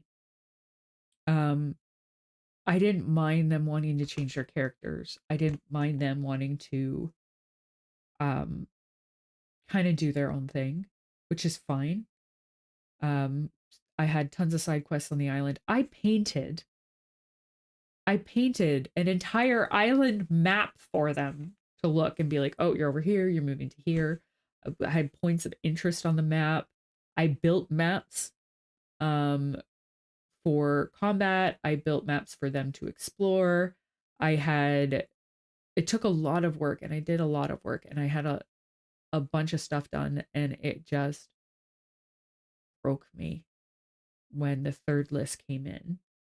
And it was like, no matter how many times I tell them that they can talk to me, they're not going to talk to me. They're not going to trust me. And I don't feel confident enough to run a game with people that don't trust me, especially a game that's way too close to my heart. Um, like I'm getting emotional just thinking about it. I think it could be a really good campaign for someone else to run that's not that close to it. So I've got all the information in that book right there. And yeah, someone's screaming that it's changing. Yeah. Um, like a good example is I don't want to be a big dumb barbarian. I don't want people to treat me like that. Okay, but you're acting like a big dumb barbarian. I'll give you I'll give you a story arc where you stop being a big dumb barbarian, or at least you get intelligence enough to not be a big dumb barbarian. Gave them the tools that they could role play smarter if they chose to. And then the third list was I don't want to be a tactician. I want to be a big dumb barbarian. Then be a big dumb barbarian. Just because I give you the tools doesn't mean you have to use them, right? Yeah, Grog grew as well. Yeah. Granted, when Grog became the dire eagle, he got smarter. It was like the geometry passing through his head. Um, but yeah, even Grog grew. But this person liked playing the himbo, then play the himbo. I gave you the tools to not be a himbo. That doesn't mean you have to not be a himbo. That was frustrating to me. There was also like, hey, I want to do XYZ. And I said, okay, do it. Absolutely, go for it. Or, hey, I don't like being this class. Be like, okay, what do you want to do? Oh, I want to do this. Okay, what else do you want to do? Oh, I want to do this. Okay, what else do you want to do? I want to do this. Okay, perfect. Well, this is your option. You're already you're looking at a pally lock is what you want, basically. So I helped change classes. I had people go, hey, I don't want to be I want to be the guy. I don't want to be the god or whatever. And I said, okay, cool. And so I made a whole story arc where they separated guy from god and they could be two separate identities. Done without question, right? Um, yeah, I was super invested. I wanted I wanted them to win. I wanted them to succeed. There was going to be at the end of the campaign, there was going to be a couple of not moral questions but personal questions that they had to answer. Like they would have a choice to return to their family where they came from, but they would forget everything that happened on this island. They would lose the family that they had here, or they could stay with the family they had here. So basically, the island was like the lands between, not quite Elden Ring, even though there were some Elden Ring people in there. Um, it was the lands between. So some of the people were alive, other people were dead, and some people were astral projectioning into the world. Um, so all of these people would find out that they had died, and they had a choice because the people on this island, 200 years is what it takes for true resurrection. So once the 200 years has passed, there's a bunch of portals. The people can go through the portal that they are drawn to the most, which is their afterlife. The portal will take them to their afterlife. Well, all the portals were corrupted by this darkness, so people couldn't leave. Yeah. hmm Um, and so it was very much a, they had to fix the corruption. And they kind of got mad at me at the end because I had a session with them. The last session I had with them was sitting down with an NPC, and the NPC was basically like, "This is what I know works. Bah, bah, bah, bah. That's what I know works." And they were like, "You're railroading us to a certain ending or way to beat whatever it is." And I was like, "No, the NPC thinks that this is the way to beat the thing. If you figure out another way to beat the thing, do that." Right? So it was, they said I was railroading them. And I had told them at the beginning, this is only going to be a year-long campaign. And I kept telling them, I'm like, there's only 30 sessions left. There's only 20 sessions left. And they still were not trying to figure out what this thing was or anything like that. Yeah. You always, yeah, you always have a choice. Yeah, absolutely. As a DM, I am prepared for someone to be like, I'm going to seduce the amorphous blob. Okay, well, let's try. if like if you think you can, right? So I was completely open for them to do whatever they wanted to do, to do whatever they wanted, even if they decided like, no, I'm going to join amorphous blob. Yeah, we're going to just rule the roost basically. I was down for them to do whatever they wanted. um the issue came in is when they didn't trust me enough to answer stupid things, or even just be like, I feel like you're railroading us in the middle of the session. And I would have been like, no, this is what the NPC is telling you. If there's another way and you figure out another way, you do it. Right? It was just, yeah, it is part of the game. Absolutely. Um, Choices matter. And I always said choices matter. Your choices in the game matter. Um, your like the your NPCs, the NPCs that you talk to, aren't in an idle animation while you are doing your side quest. They're doing something else. Um, they are like, there was a freaking Oath of Vengeance paladin, which was a mare level 20, who was doing the best he can to try and get people back, basically. So, like, everybody had choices and they made choices. And they're the way they talked to different things was different outcomes. For instance, Akasha, Queen of the Damned from Anne Rice's novels, was in there. And she was in a cave and she was attacking a village full of animals. And the animal village was very much like a village full of some living animals, but some dead animals. So like the animals that have died on Earth that we are aware of, like Haiko, the Shiba Inu that waited for their master at the train station, like that whole place was built of those type of animals, um, and they were being attacked by vampires.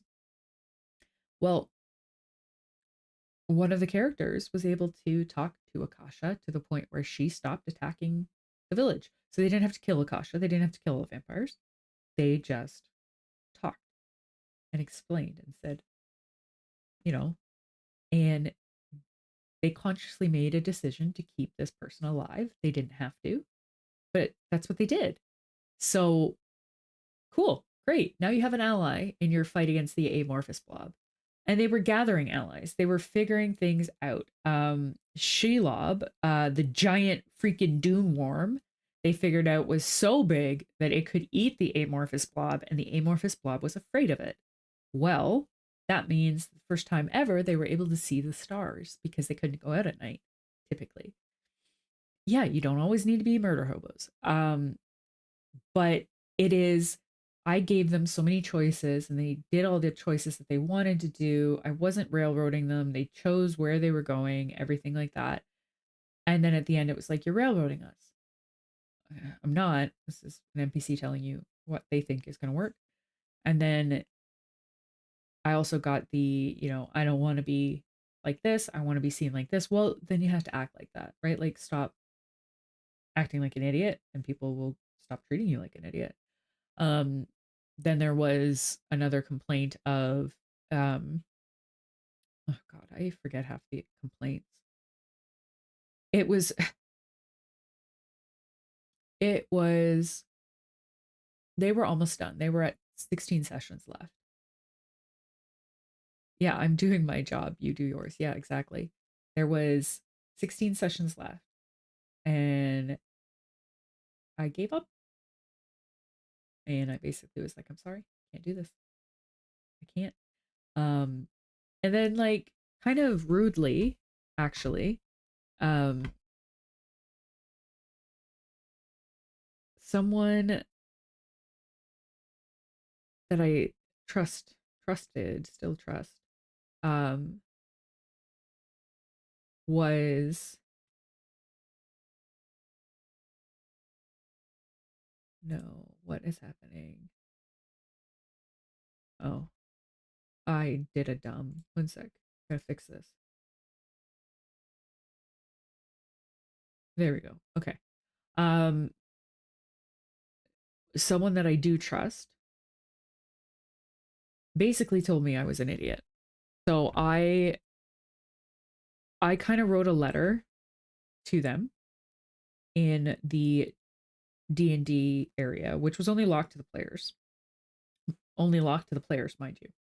And I basically said, "Dear players, I wanted to take a moment to explain why I will no longer be running this campaign or DMing.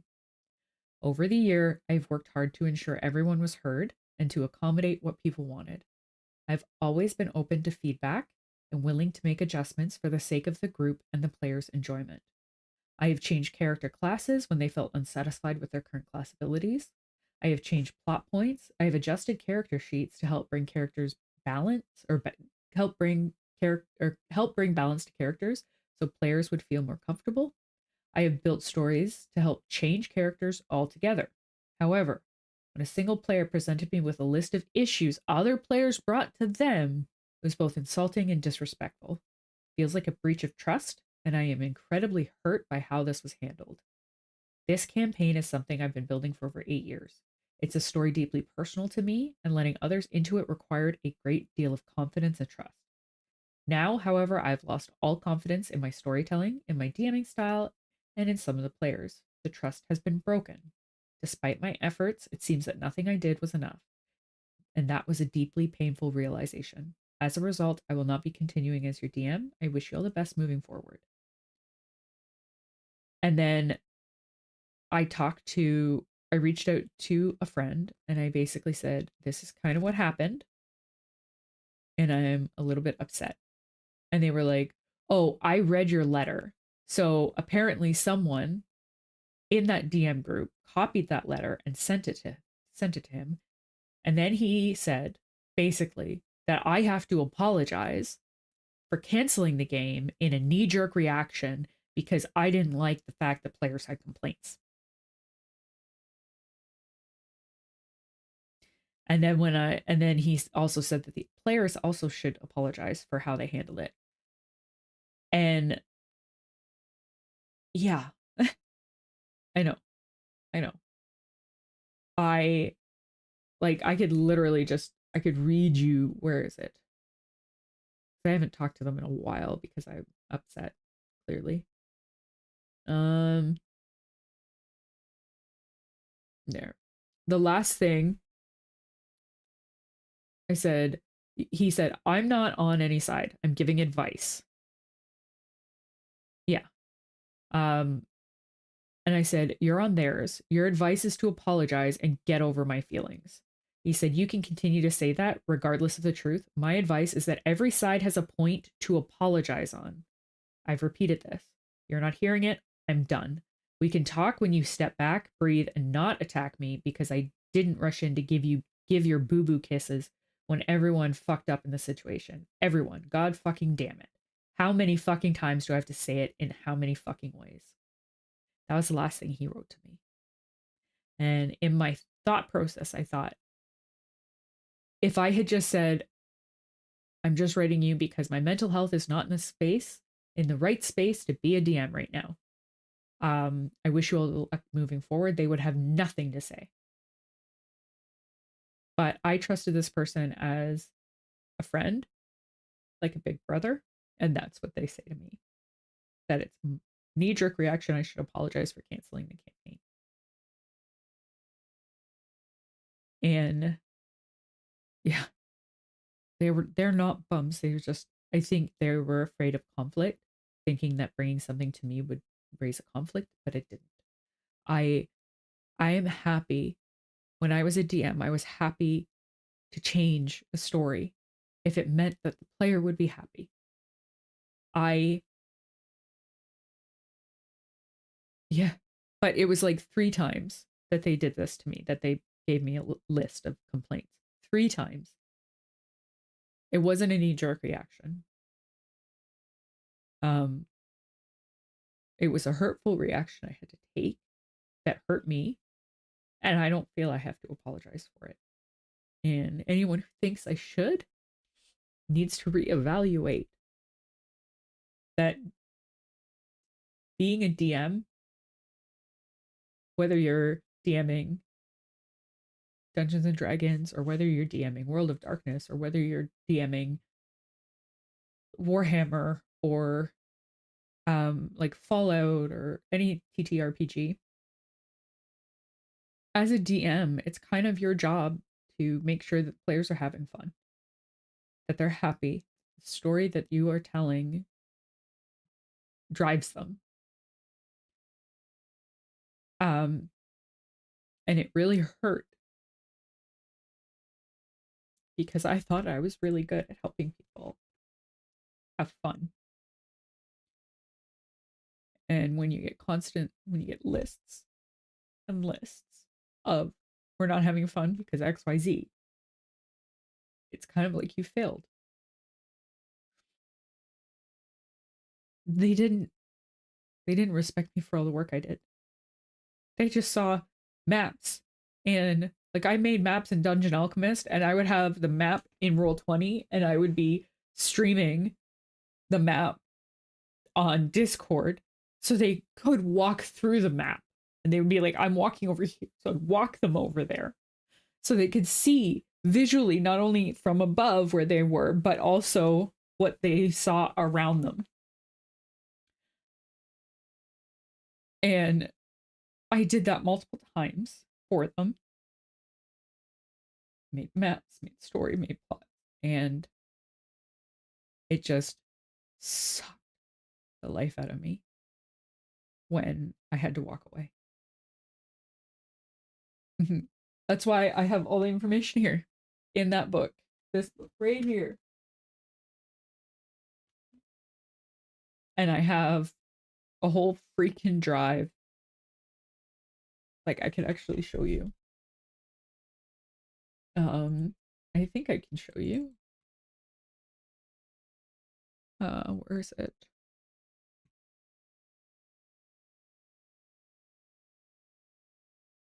No, I removed things out of that. I think it was under.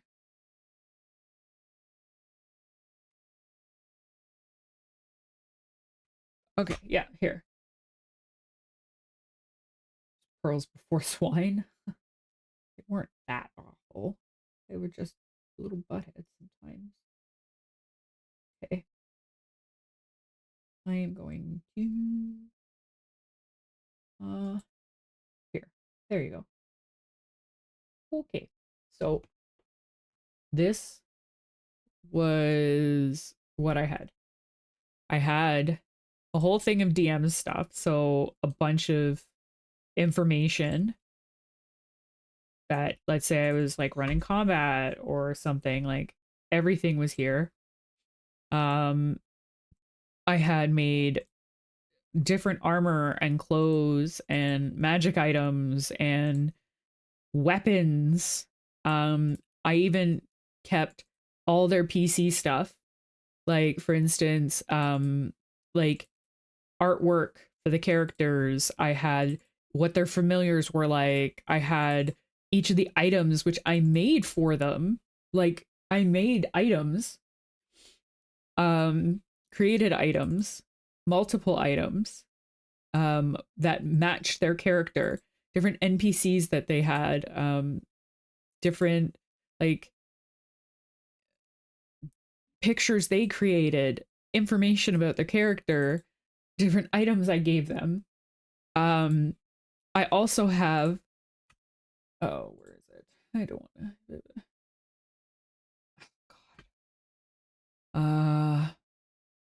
I don't even know if the vault is in here. I think I didn't delete it, but I had, God, where, oh my God, maybe I should find it. One second. Open vault.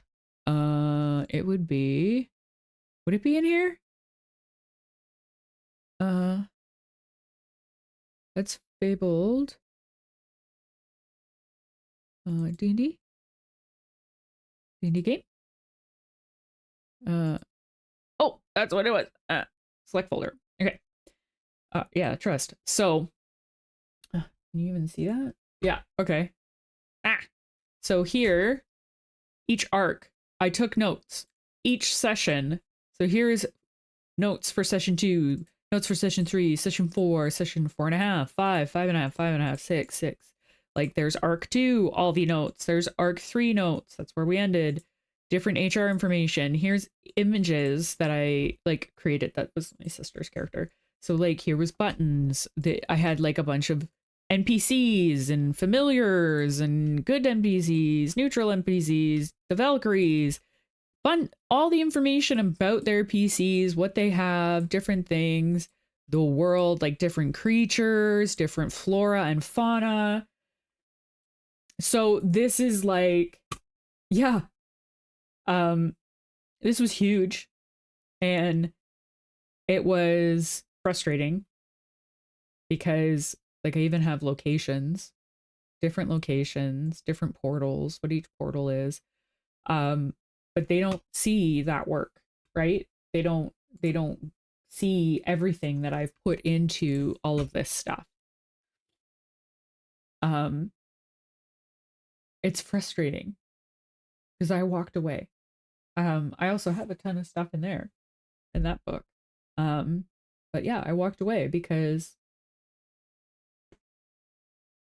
what's the point when you're trying to tell a story and you're taking notes and you're referring back to things that was like session 3 or whatever. Yeah, they did a very small sliver. Like I didn't show you, but I had tons and tons of sheets that were created. Yeah, little robot to open that roof. Yeah, it was frustrating, and I lost confidence in D&D. Um, the only reason I still play D&D is because of my DM Ice. She canceled. So this happened. Saturday was the last campaign. Sunday morning, I thought I was going to help this girl level up her character because she always asked because she was new to D&D, and she delivered a final blow basically. Um, little robot Estelle, you better be. Um, and yeah, it was So that Sunday, I was frustrated. Monday, I canceled the game, and then I was like, I don't think I can play D&D anymore. She canceled her session with everybody. Um, and she gets paid to DM. So her canceling a session is pretty huge. But she canceled the session, and her and Toothy sat down with me and we had a chat. And it took a while for sure for me to feel comfy again. It was just a lot happened repeatedly, frustratingly, and I kind of gave up. And then she kind of pushed me to really not give up. And so I still play in her games. So I play usually on Monday. It's canceled for now because we're short players. There's only me and Bill, which is not really it's not really much to do with that. It can't just be us. Especially not going into the Feywild. We need more than just uh an Asmer and a human or half elf. Um and then the Thursday campaign, I actually played two characters. And Voxy, so Mondays is 2 o'clock, 2 p.m. because she is in 2 p.m. my time, which is Eastern Standard Time. So it's 11 p.m. now. So it'd be about 9 hours ago. And it's usually stops around 4:30. So it's about 2.5 hours per thing. And then Thursdays we start at 1, which would be 10 hours ago. And that is my two character one. Central. Okay, so that it's 10 o'clock there right now, or is it 10 or 9? Cam, I know you are 8 right now, 8 o'clock, right? Oh, it's 10 there. Okay, so it would be 3 o'clock and 2 o'clock for you. 3 o'clock on Mondays and 2 o'clock on um Thursdays. You can be newbie at D&D. Ice is pretty good about it. Because I was a forever DM, my first character with her is really fucky. So built as a kobold with um a silver dragon bloodline. I work 4 to 10s. 6 to 5 basically. That's rough. Um the yeah, Voxy is actually a silver dragon. Monday through Thursday. Oof. Voxy is a silver dragon. Silver dragon hatchling. Who thought he was a kobold for a while. And then he's dumpy. He's a dumpy boy. So he eats way too much cheese. He's obsessed with cheese. Cheese and sweets. But his inventory bag is his bag of holding is full of body parts because he is an artificer. But he doesn't use intelligence as an artificer. He uses charisma, which I had to convince her made sense. Um, what do you mean? What was the program called? Which one? Critical Role? Is that the program you mean? Um, so he uses the charisma, and I had to prove to her that charisma made sense. So percussive maintenance, hit it until it works. So it's like, I was like, how many times did you blow into a cartridge and then put the cartridge in and it worked? Blowing into the cartridge did nothing. It didn't do anything. So that's charisma, right? How many times when we were younger did the TV start going wonky and you smacked it really hard and then it worked again, right? So he's a percussive maintenance. Um, right? It technically didn't. It made us feel better that we fixed it though. Um, so he makes his cannons with the body parts of things he's killed before or that the party has killed before. You had to whack it just right. Like it didn't matter the direction of the antennas, just right. Yeah, my Nintendo got really bad by the end. It was like so bad. And then the NES wasn't any better. But it was he is, yeah, he's a little silver dragon who's growing up. And he is not smart. He doesn't know why he collects things. He just collects things. It's like a hoard. He's trying to collect a hoard of stuff. So it's body parts, money, and cheese. That's what he's collecting. Uh he has a lot of money right now too. Because he's like, I'll take care of the party's money if you guys don't want to hold it. And they were like, okay. And when they were like, how much of the party's money is left? And he's like, none. He's hidden it in a chest under his bed because he's not smart. But yeah, he is a hoarder. He is like wolf's teeth, big and small, wolf's toes, behir eyes. Like he's a dumbass. But I love him. And he is, so I kind of spoke to her about flavoring him. So as he gets older, so as the campaign continues, when he turns 6, he's going to kind of change how he looks. He's going to look more like a dragon. And he won't have his little dexterous fingers anymore, right? Yeah, not malicious at all. He's not malicious. Like if someone wants something, he'll be like, oh, okay, and he'll steal it for them. Steal it for them, even though he's got like 800 platinum. He will steal it for them. Because he is 8 levels in artificer and 1 in rogue. Yeah, basically puberty. Yeah, so his fingers aren't going to be able to do all of the little dexterous things that a lot of artificers can do. So her and I have kind of agreed that as he gets older, she's going to remove artificer abilities and add dragon abilities in, which makes it so much better. And he's stealing, like they just did a heist. So they had to steal a dagger. So he created an identical version of the dagger and then created timed smoke bombs. So, and then they had to place them around really carefully. And then like 5 of them went off at a time. And then a minute later, the one in the dagger room went off. And then another one in the dagger room went off. And then they were able to steal the dagger, put the fake one in there, get the dagger out the window. Well, his little brain was like, you know what? I can steal the Fabergé egg that's right there and the necklace that's right there. And he shoved it because he was wearing like a corset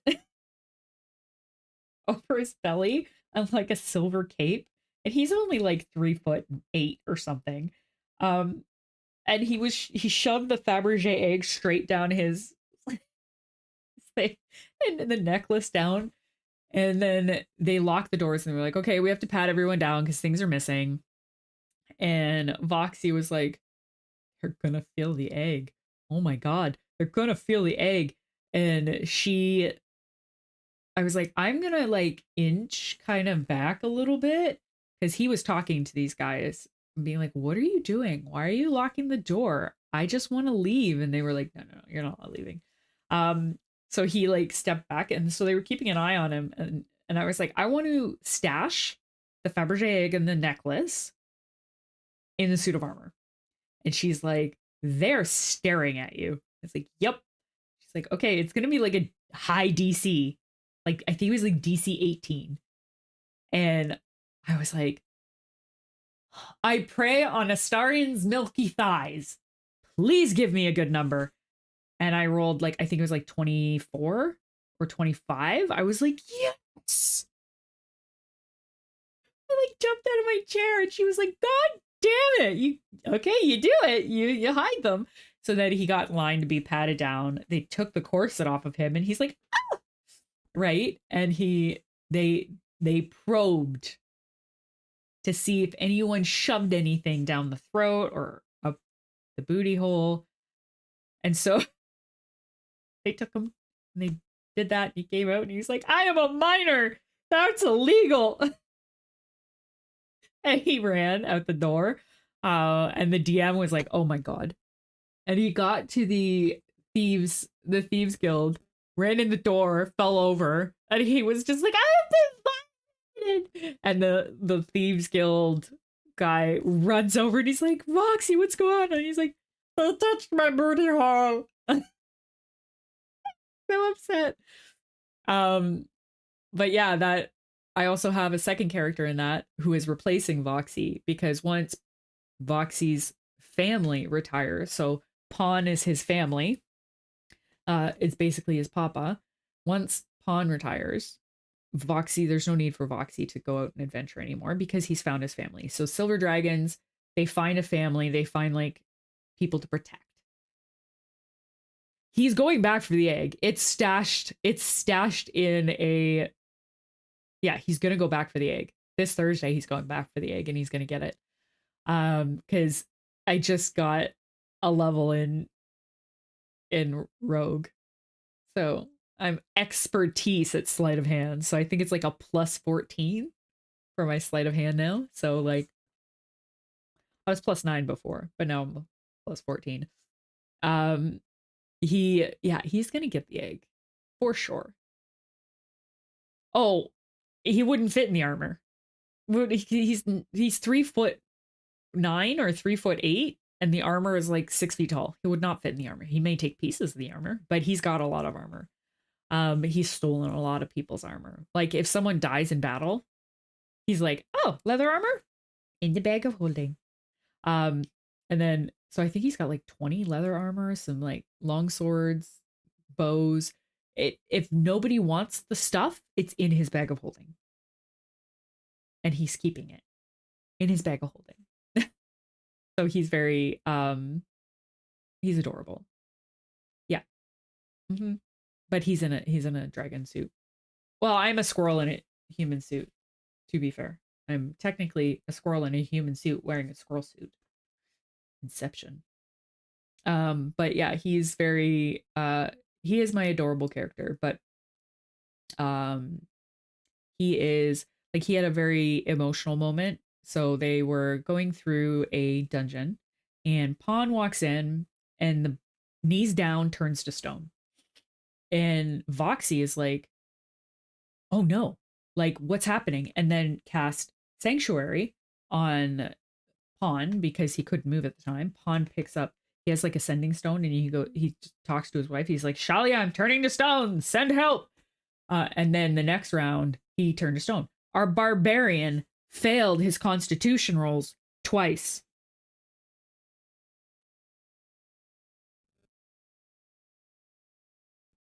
So he turned to stone.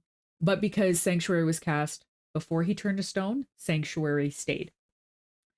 And we had a rogue trying to pick the door to open the door so that everyone could run out. And then you get my tiny little dragon, who was only 2'5" at the time, with a crossbow shooting a basilisk in the face repeatedly.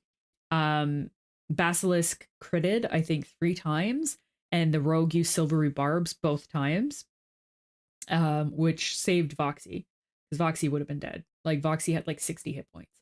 Um, and he, yeah, with the silvery barbs, yeah, he got, it was like he beat the basilisk, and he turned around and saw that Pawn was like fully stone. And you're looking at someone who's not smart, doesn't know Arcana super well, looking up and seeing the person that he idolizes and the person that he loves is turned to stone. So he was like, "No," and he was so mad. Um, he jumped up on the dead basilisk and just started beating the crap out of it, ripping it apart, tearing things out, throwing. He hollowed out the basilisk skin, basically. Um, and he put that in his bag of holding too. He shoved basilisk, like a full basilisk skin, in his bag of holding. But DM thought it was really a cute idea that he now has an ability that automatically activates if Pawn is dying or dead. So if Pawn goes down and is in death throes, automatically Voxy will go into a temper tantrum. which is a rage. Is basically a barbarian rage. Because his dad's a barbarian. Pawn is a barbarian. He's a cloud giant barbarian. Um, and he gets this temper tantrum. So it's hasn't happened yet. They hopefully. But he someone came in, Helivir, and she was like, yeah, I can heal him. I can fix this. But if I touch him, I'm gonna hurt him. Because she has this thing in her backstory where, let's say she casts like a level 8 healing spell of some kind, she has to cast a level 8 inflict wounds. Like it's just it's like an automatic thing in her brain, which is really cool. But Voxy was like, no, you're not hurting him. You're not going to hurt Papa. Hurt me, fix him. And she's like, no. He climbed up the stone figure that was his father at the time, held like his head like this because he was little, right? And he was like, no, touch me, hurt me, save him. This is my papa. And she's like, yeah, but you could die. Like, you don't understand. How much I have to heal him is probably going to kill you. I don't think it was a monkey paw thing. No, I think there's a backstory there that we haven't figured out yet. But it's very much a whatever level spell she casts to do good things, she has to cast the same level on inflict wounds. It's like almost like an instant twist. So she's like, no, I'm not going to kill you, because everyone generally really likes Foxy. And she's like, he's going to have to owe me a favor, blah, blah, blah. And he's like, well, he can't agree to that. He cannot agree. Like, Foxy's like, he can't agree. So I owe you the favor. And she was like, fine. And he's like, then you hurt me. And she looked at him confused. And she's like, why would you do that? Why would you put your life on the line for someone else? And he's like, what greater honor is there than to die for a friend? And it's like she understood in that moment, like, this little dragon believes so hard that Pawn is his dad and wants to help him. So she used the Greater Restoration, in which fixed petrification, and then she cast the same thing, inflict wounds, on him, on Foxy. I think I had like two. Foxy had like 2 hit points left. Like, she rolled really low, really low. And then when Pawn like kind of opened his eyes and was like, oh, I'm back, right? Foxy was like hugging his face, like, I'm never letting you go. And he's like, buddy, you're bleeding all over me. You need help. He's like, I'm never letting you go. I'm never letting you go. And he was like, I think I made my DM cry in that moment. Like, what greater honor is there than to die for a friend? I think I made her cry. And then, so Pawn is his papa. And then Shalia is his. Yeah. See, people say it's either Smeagol or Stitch or Jar Jar Binks. Well, he's just very dumb. I think it's more Stitch than Smeagol. Smeagol is more like this. Right? Smeagol's lower. Foxy's a little higher. Also, Smeagol has a lot of like phlegm in his throat. So it goes a little different. Oh, that's Gollum. Oh, yeah. Gollum. Yeah. Gollum's got that thing. Yeah. Smeagol is a little bit gentler. Yeah, I agree. It could be Smeagol. Yeah, it was a moment that when he said he wanted to retire that character, I was like, okay, Voxy's gonna retire with you. That's just how, like, I don't see a point. And so he made a new character and kind of linked his character to my new character. And I wrote this beautiful backstory to my character, like wrote out all his family, everything. He is a drow. But he is a bonkers drow. Like, he's called the monstrosity in Meseriben. His family calls him the monstrosity. Yeah, no, I couldn't. I'm not that good. But he is like 7'5" as a drow. and beefy AF. So his family used him in any way possible, basically. Um they would poison him, cut him up, kill him, bring him back, like anything that typically men in drow world are garbage. They're nobodies, right? And then you have this monstrosity of a man who is quiet, kind of reserved, and you're like, all right, we can kill it, bring it back, whatever, right? And so I wrote his whole backstory and everything, and he was sold to Pawn's new character, Lando. Lando Lakes, Pawn Bithwick, and Lando Lakes. Do you see the pancake reference going on? Yeah, and he was sold to Lando for 2 silver pieces. That's how much he was worth. This is just amazing. Just this. Oh, uh, mm, I okay. Thanks. But yeah, so they left the Underdark, and then now they're here. And I haven't thought about doing that. No, I could. I was thinking about reading, what was it? There was a book I was going to read. Um but then I read the um terms of service for like Twitch and YouTube, and I can't. I can't like read books or read stories or whatever. Aw, thank you. It's taken a long time to be able to tell a good story. I ramble though. That's the one thing. I'm not very like, I jump from time to time. Like right now, I'll jump right back in. Um, but they arrived. Oh, this is my homemade story. I could tell the story of the island.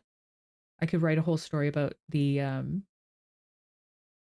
campaign I canceled, and then just tell the story of what happens. I could do that. Do points and stuff. Um, but yeah, Atlas is the new character that's going to replace Voxy. And Atlas is a sweetheart. He fell in love rather quickly. It was during a battle, actually. Um, the first when they popped out of the Underdark, they popped into a battle. Um, and he's a paladin, right? So he went to the front lines, you know, full on, ready to go, ready to fight. And he got hit really hard, and he dropped. And then the bard came over, brought him back. Hey, kept fighting, but he only had like 8 hit points. He goes down again, and she comes back. She grabs his chin as she brings him back up to his knees. Stop going down. And that was the first time that anyone had touched him with kindness. That was an elf. And it was a woman that touched him with kindness. So it was kind of like a boom in his head, right? Like, wow. Like very much a, oh my God, like, hi. Right. So they kind of got close. They wrote letters back and forth to each other. Um, but then the player had to leave the game. And the player, so at that point, he had thrown away his, well, he hadn't thrown it away. He put it in his bag. He basically prayed to Loth and said, I am no longer going to be a paladin for you. I vowed to rid evil from this world, and you are part of the evil in this world. And so he took her symbol, put it in his bag. Um, he's prayed to her, I think, twice. Each first time she said, "You're a waste of space. You're useless. I hope you die." And the second time she went, after she basically she had spoke to him right after the bard left, and was like, I would never abandon you, right? Because she's lies, she's deception. She's like, come back into the fold. I'll never abandon you. You're so wonderful, basically. And he was like, you bitch, right? Like, fuck off. And then she blinded him. I actually figured out it was her that blinded him. So he's completely blind. Like, it doesn't matter whether it's inside or in sunlight, he is blind. So he has something called he's a blind savant. He has 60 feet of blind sight, and 10, like he can see within like 10 feet of him. That's it. And it's very dim. Um and he's blind. He became blind actually before she left, and she wrote him a letter knowing he couldn't read it. So he basically was pretty upset about things, as you can tell. Yeah, spider vision. Pretty much that's all he's got. And I told the DM, I'm like, I really hope you don't turn him into a drider. Like, she didn't give him anything. She didn't tell him to do anything. She just, he just gave up on her. But he was heartbroken that this woman left. She had said that she was going to stay, save her brother, who is in this compound that's basically a torture compound, before you go to Alcatraz. I call it Alcatraz because I don't know the name of it. It's a prison on an island that you will never escape. So she was trying to get her brother. She left a letter saying, hey, I did really like our time together, but I'm going to go take care of my family. And he was like, ouch, basically. So during the heist, where little Voxy got pat down, someone got killed. And then, of course, the things Voxy stole were missing. And the things that someone else, Akasha, stole were also missing. So they were like, we're trying to figure out who murdered so-and-so and who stole the shit. And Atlas basically, as a blind man, went, I stole everything and I killed the person. And the whole party looked at him like, are you serious? We were about to escape. We were about to freaking escape. Are you kidding me? Because he was innocent. He didn't steal anything. He had no hand in anything other than being a protection for the rogue that was stealing things. Yeah. So he said, yep, it's me. I did it. Because he made an oath to help save her brother. So he got taken to the compound where her brother is. His Lando was outside, so he didn't see any of this. But Pawn, who is like kind of brothers to Lando, was like, I don't want him to go alone. And he headbutt the main guard. So of course Pawn also went to the compound. So now you have a strength 22 barbarian, constitution 19, I think now, 7'3", and a 7'5" drow paladin with a 20 in constitution and a 20 in charisma in the where her brother is. All he wants is to get that man out, get that elf out, get him home to his family. Because he made an oath, he has to follow it. And then the girl who actually killed the guy was like, I can't believe they friggin' did that. I torture the people in there. That's my job. So I'm going to have to go and torture them. And like, everyone's like, oh, geez. And they're like, well, is her brother still alive? And she's like, yeah, barely. It'd be so good to do a prison break. Gonna be so good. The whole team, though, the other team, like Voxy and Akasha and Orion and Pinky, and like they're all trying to figure out how to get their party members out, and Atlas is trying to get Elodie's brother out. So yeah, it's gonna be interesting playing on Thursday. I have no idea how she's going to do this. She literally stopped the session after that happened and was like, I got to figure out how to do this. And I'm like, you don't really have to. We can kind of do a play-by-post on the game on Medwit, and Voxy and that group can be like where we RP on Thursday. Yeah. She was like, I really have to think about this, and I have to and I'm Christmas. I'm not gonna think about anything, and I have to come back and think about this. And it's like, sorry. It was he didn't really have a plan other than I need to get close to this guy. Um, yeah.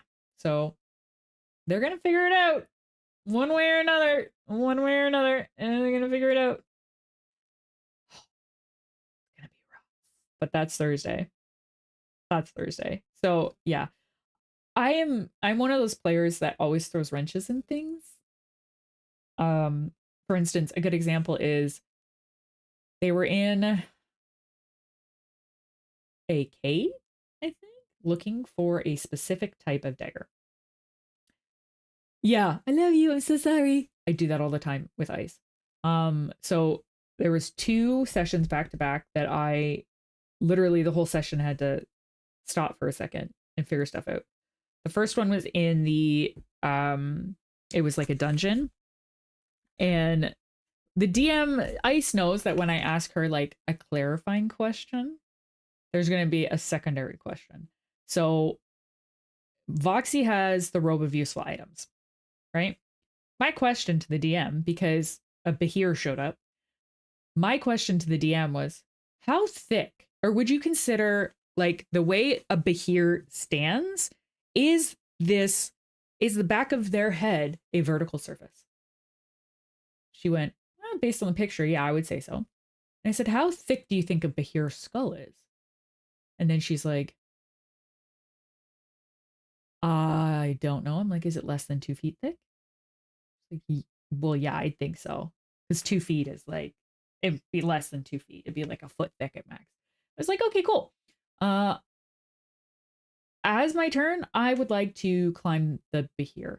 And she was like, okay, roll athletics. So I did. Foxy did really well, climb the Bahir. Next round, she was like, I'm confused because the Bahir is like trying to get Foxy off. Foxy was able to hold on. He pulled off one of his patches, which was a window that needs to be placed on a vertical surface and is 3 feet tall, 2 feet wide. Put it on the back of the Bahir's skull, and she's like, son of a. I was like, okay, that's my turn. She's like, what the? And then next time, I'm like, he opens the window. She's like, okay. I was like, would that be a bonus action? She's like, sure. And I was like, okay. And then she thought about it. She's like, no, opening the window would be a full action. And I said, okay, cool. Then I opened the window and I bonus action cast Ray of Frost directly into its skull, into its brain. And she was like, I don't know how to calculate damage for that. So, yeah, the next round he took a dagger and he started digging the brain out. So she was like, yeah, I think even though he has quite a bit of hit points left, digging his brain out will kill him. And I was like, nice, which is why I have Bahir claws and Bahir teeth. And Foxy just destroyed the thing. There was also one that needed calculation. Like our Toothy, who plays Akasha, is really good with math. And we were on one side of a lake, and then the other side of the lake, there were wolves that were crossing the lake. And I was like, well, let's see. If is it always frozen here? And she was like, no, it's just winter here. And I was like, okay, well, lakes don't freeze all the way through. How thick is the top of the ice? And they had to calculate based on like the time of year, how much whatever. And I was like, okay, I cast Shatter on the lake. She was like, son of a. So I like broke the ice in the lake, and then all the wolves fell in the lake. So we had a bunch of extra rounds just shooting at them while they were in the lake, so they couldn't come up and kill us. And that's how he got the wolf teeth and the wolf paws and the wolf eyeballs. Yeah, when I ask clarifying questions, she knows shit's about to happen. Especially with Voxy. Especially with Voxy. So Yeah, I'm that type of player. I am the problem player that asks questions that derails the campaign. Also, these chips are delicious. These are spicy garlic Doritos. I'm a bad player.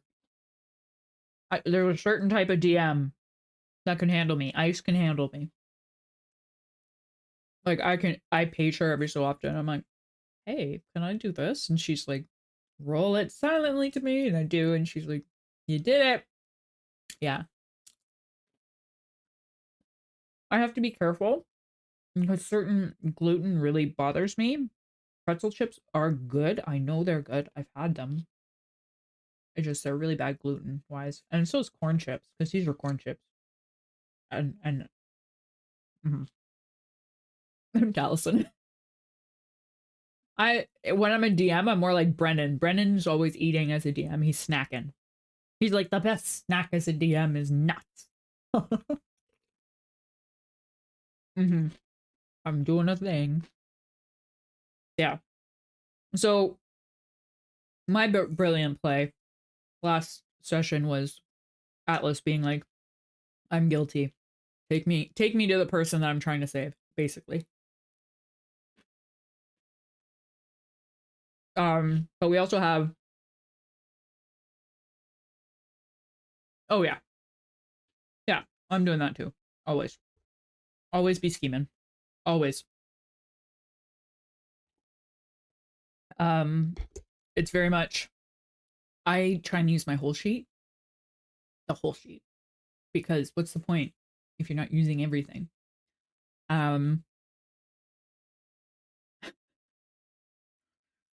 are you eating them now? New garlic juice? Yes. Let me show you. What's that? Just walking around as a squirrel. Looking at me.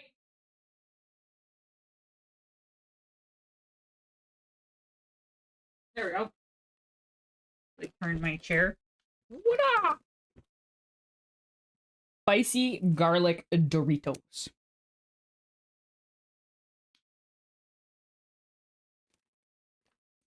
These are so good. They are so good. I am a squirrel. My cats are looking at me weird though. Oh, they are so freaking good, Rob. Only in Canada though. You can get them on Amazon. But I think it's like depends on how many you get. Thought it was like $10 a bag or something stupid like that. But they're only in Canada. Yeah. So good. Like, they're not spicy. I say they're not spicy. All right. I'm before they kill me. Yeah, before they kill me, I'm taking off the oh my gosh, I'm covered in apparently I am covered in squirrel hair now. Cool. Um yeah, really. But you guys have stuff that I can't get. Um so these are really freaking good. You can technically get them on Amazon. Again, no, I don't think they're spicy. I don't think they're spicy. I think, give me a second. They're not spicy, but I eat habanero, so take that with a grain of salt. So, okay, there is a little spice hitting the back of the throat. Definite garlic though. Um,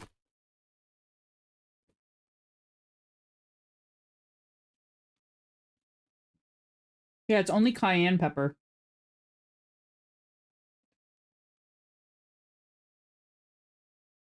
Yeah, only cayenne. Yeah. Um,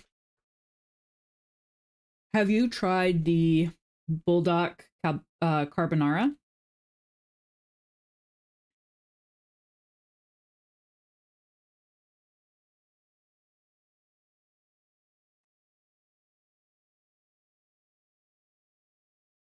Bulldog off is really good.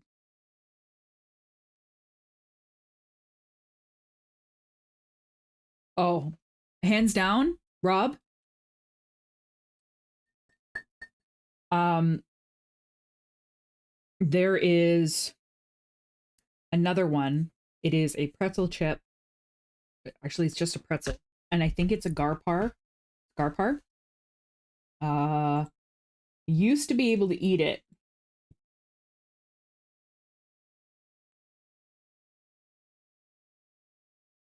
Yeah, there it is. It is. Oh my gosh. This one. It's by Pop Daddy. Here, let me. If you can get this in the States, if you can get those in the States, those are freaking delicious, dude. They're so freaking good. Um, it's like a pretty, it's like the size of a Dorito bag. Um, and they are pretzel sticks that are like covered in gar parm. It is so freaking good. It is incredible. Absolutely incredible. Yes, the pirate software guy. Oh, because I've seen a lot of TikToks of him. I do like him. Yes. Yeah, he's really like I enjoy listening to him. He's very logical. He's very I should be him for D&D? Hmm. Giving me thought process. He would be either a sorcerer or a wizard or an artificer, but I don't want to play an artificer again. He'd probably be a sorcerer. Let me show you the. I'm gonna put this away so I don't eat it all.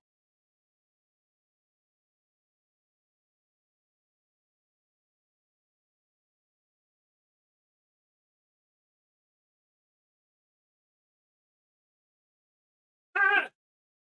Sorry, I got run over by a cat. Okay. This is the bowl deck you want.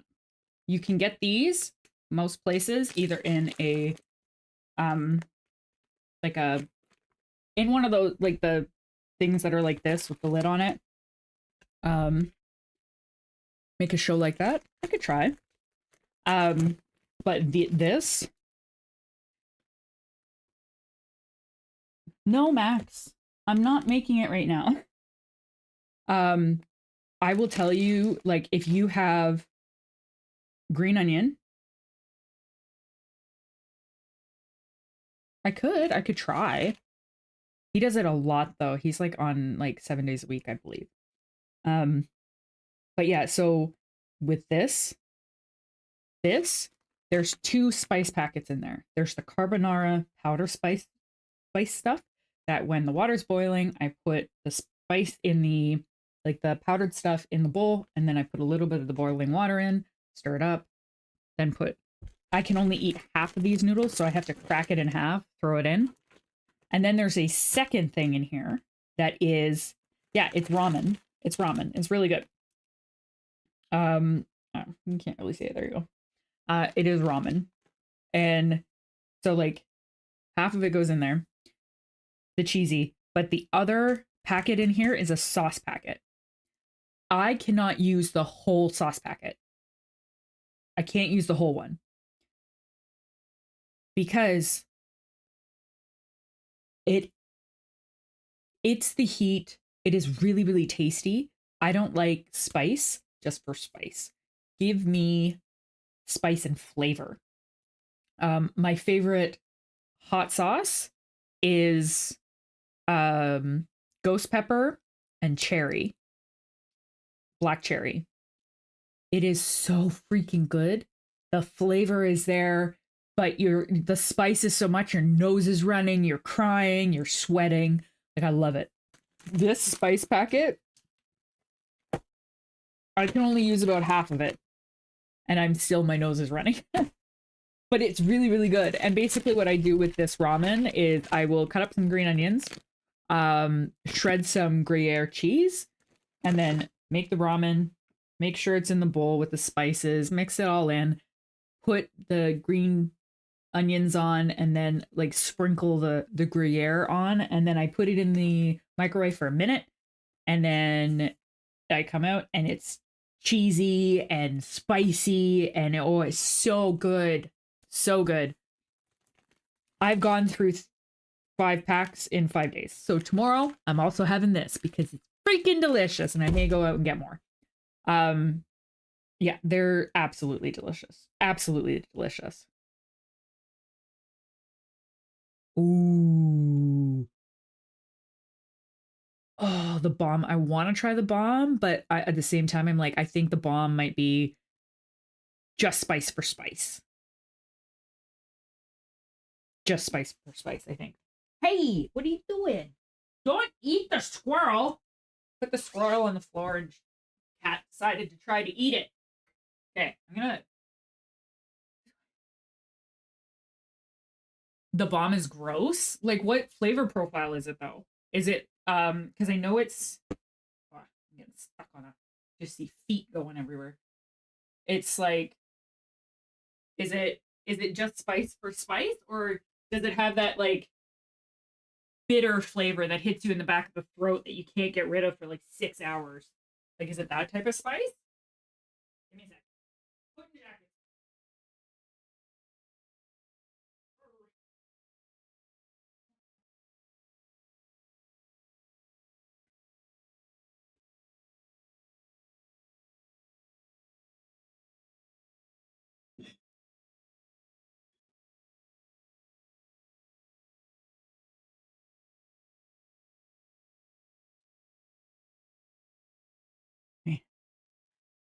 They're good other ones, but that one's just for action. I think so. Yeah, yeah. So I just brought my 3 favorite spice profiles. Okay. For Rob, because you like garlic. Melinda's garlic, phenomenal. It's not super spicy, but it is, I believe, it's habanero and garlic. So delicious. Melinda's phenomenal. Next up for flavor profile is another garlic one. It's sweet garlic and habanero by Pepper North. They are a family owned and operated in Canada, and I think they do sell. Phenomenal. Habanero and garlic work so well together. So well together. So this is like the step up from Melinda's. Love it. But the hot sauce, the most. Momento Merte. It is, I believe, if I remember correctly. Yep. Okay. This one, I love the flavor of it, so I'm just gonna take like a dumbass. Love me. Eh.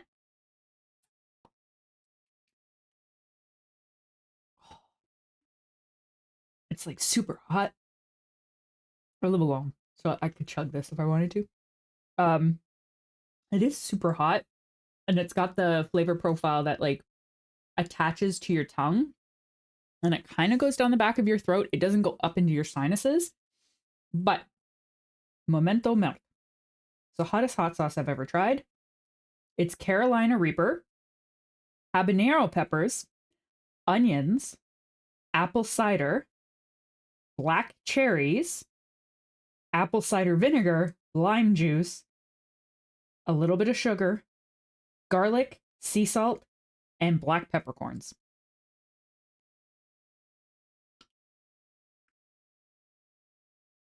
I love barbecue. Okay, here's the issue that I have. It makes me really sad. Yeah, Memento Melt. Hands down, if you can get this, hallelujah. It's so good. Sorry. That is, I love how hot it is. And I'm gonna like screw myself by having carbonation on top of heat. Did you know to get rid of heat, best way to get rid of heat, lemon juice or lime juice? It sucks when you're drinking, but then it eliminates the burn.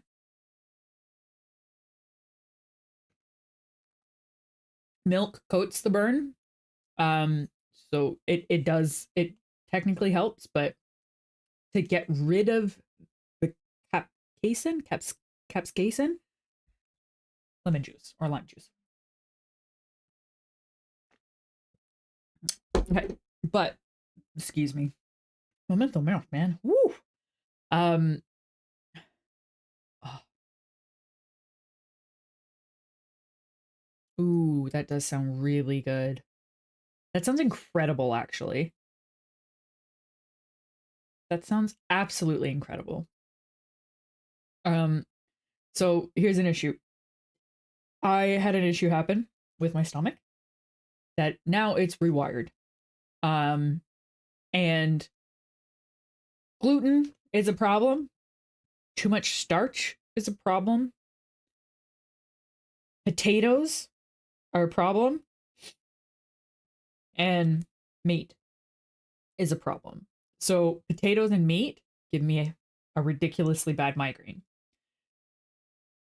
Does that mean I stop eating them? No. I'm a single person.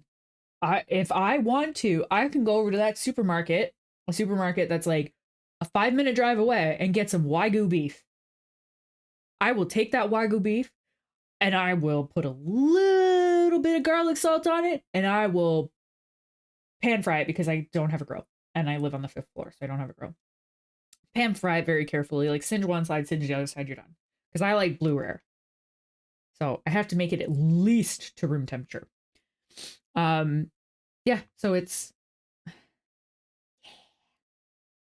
3/4 fat to meat ratio. It's just so good though. A good steak. Oh, if you can get, so I can get shoulders, shoulder squares, and cover them in hot sauce and let them sit in hot sauce and then pan fry them. And then I have this little shoulder of meat, which doesn't affect me that bad. But it's not a great cut of meat, right? It's like it's the meat you're supposed to put in like a, what is it called? Crock pot. And I don't have a crock pot. I don't even have an oven. It doesn't work. I know. I tried to make banana bread. Banana bread is 380 for 30 minutes and you have banana bread.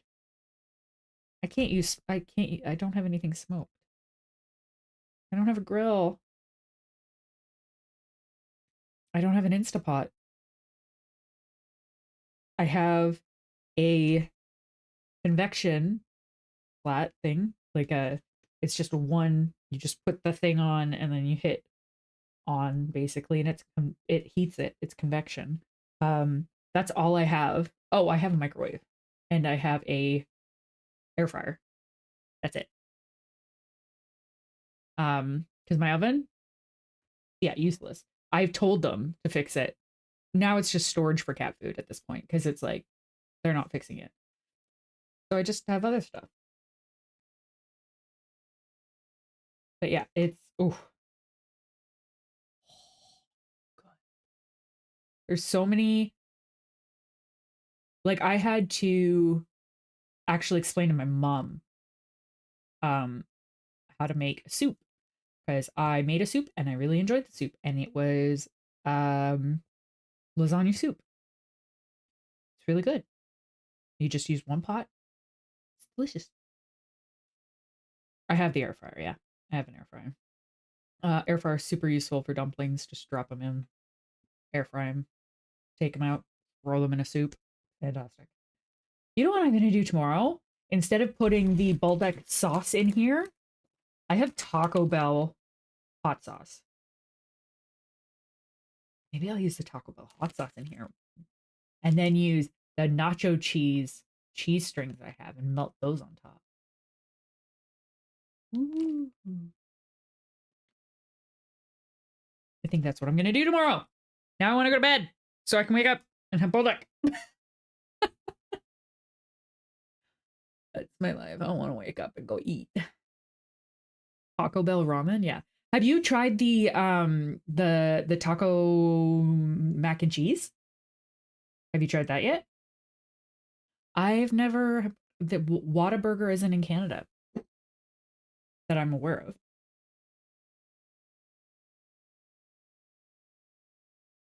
Yeah, it's midnight. I'm usually in bed by like 9 o'clock, but I filmed videos and my brain melted and then I cried.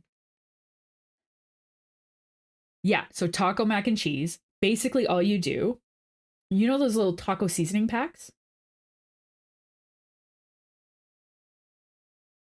Actually, why? I have cold stuff here. I will show you. Give me a second. Give me a second. Let me put the back.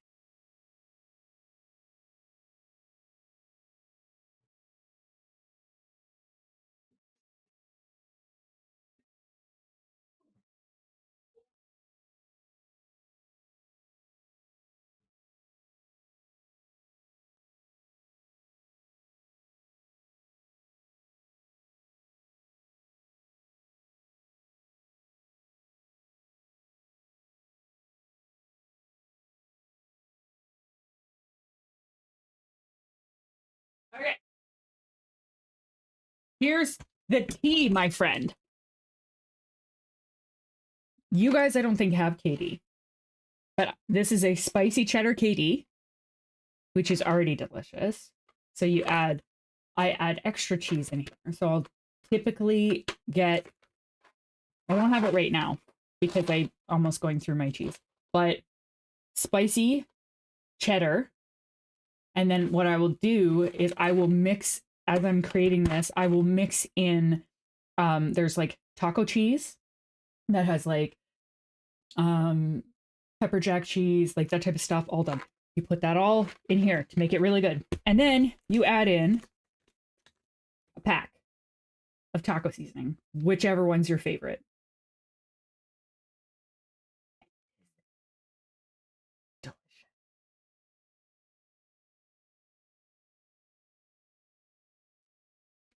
This one smells less like butt. Oh, this one has an expiry date on it. Does this one have an expiry date? Oh yeah, this one also has an expiry date. I need to use this one. But yeah, so these and this with cheese, like extra shredded cheese in there. So good. So freaking good. Max is looking at me like, I want the food. Because he steals some of my mac and cheese. Because I can't eat this whole thing. Can eat like 6 bites of that before I'm dead. But yeah. I just had another garlic burrito.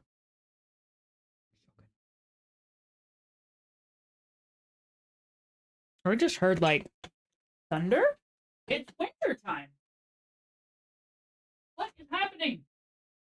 Oh, never mind. What it was. That was a plow going over a curb. Ooh. Yeah. See, Max, if I say cheese, Max, yep, he's right. He just showed up. He showed up to the cheese. Um, he's very, he needs cheese. Just subscribe to my food channel. Thanks, Will. One day, maybe. Oh, make something. I don't know. Yeah, we do have thunder and snow together sometimes, which is why I was like, is that what's happening? Because sometimes it'll be sunny out and you'll be getting snow on your head and you're like, where's the snow coming from? And then there's thunder and lightning and you're like, the snow clouds are angry. Like, what is happening in this world? Yeah, because I'm between thunder snow, yeah, thunder, and then too cold and you get your whole system shuts down, unfortunately. But I think your cold is probably my spring. Because if it's 0 degrees and it's snowing, that's good. If it's not snowing outside and it looks clear and sunny, it's freaking cold out. -40 or something. Yeah, brutal. Brutal.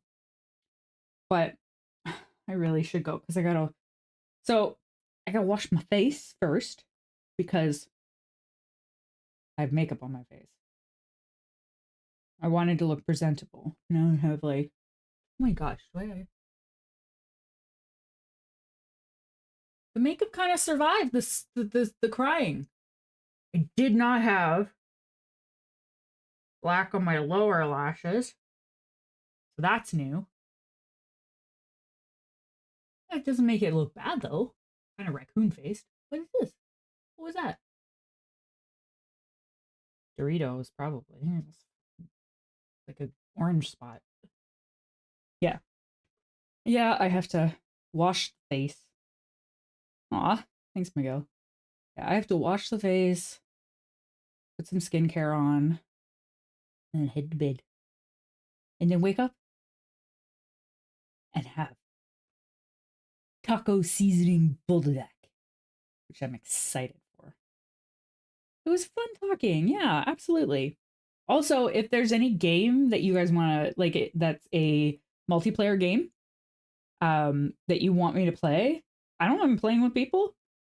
That's the best part, is getting to talk to everybody. Oh my gosh, yeah, you need to go to sleep. I can sleep until my body wakes up. So yeah, you need to go to bed. Get up in 5 hours. Oh. Ugh. No. No. That's awful. I couldn't do it. I could not do it. All right. I'm going to head out. Democracy this weekend? Oh, heck yeah. Heck yeah. We will be either Illuminate, bugs, bots. I don't care. I need to not cry. I'm thinking about Stray and I'm starting to cry again. No more crying. He found his pride. Even though it doesn't show that he found his pride, he found his freaking pride. And yeah. Yeah, drinking Liberty. I am still trying to look for a cup that is that yellow with Liberty on it. Yeah, but you guys both have a great night. All three of you, actually, because I have Will on Twitch and then you both on YouTube. Everybody have a wonderful night. Think about the delicious food that we talked about, and I hope you have some Doritos, because like, oh my god, make my own merch. I have to get catchphrases because I have a picture. Actually, do I have my picture? Media source. Cancel? Maybe not. Game with Cam? Does Game with Cam have it? Yeah, Game with Cam has it.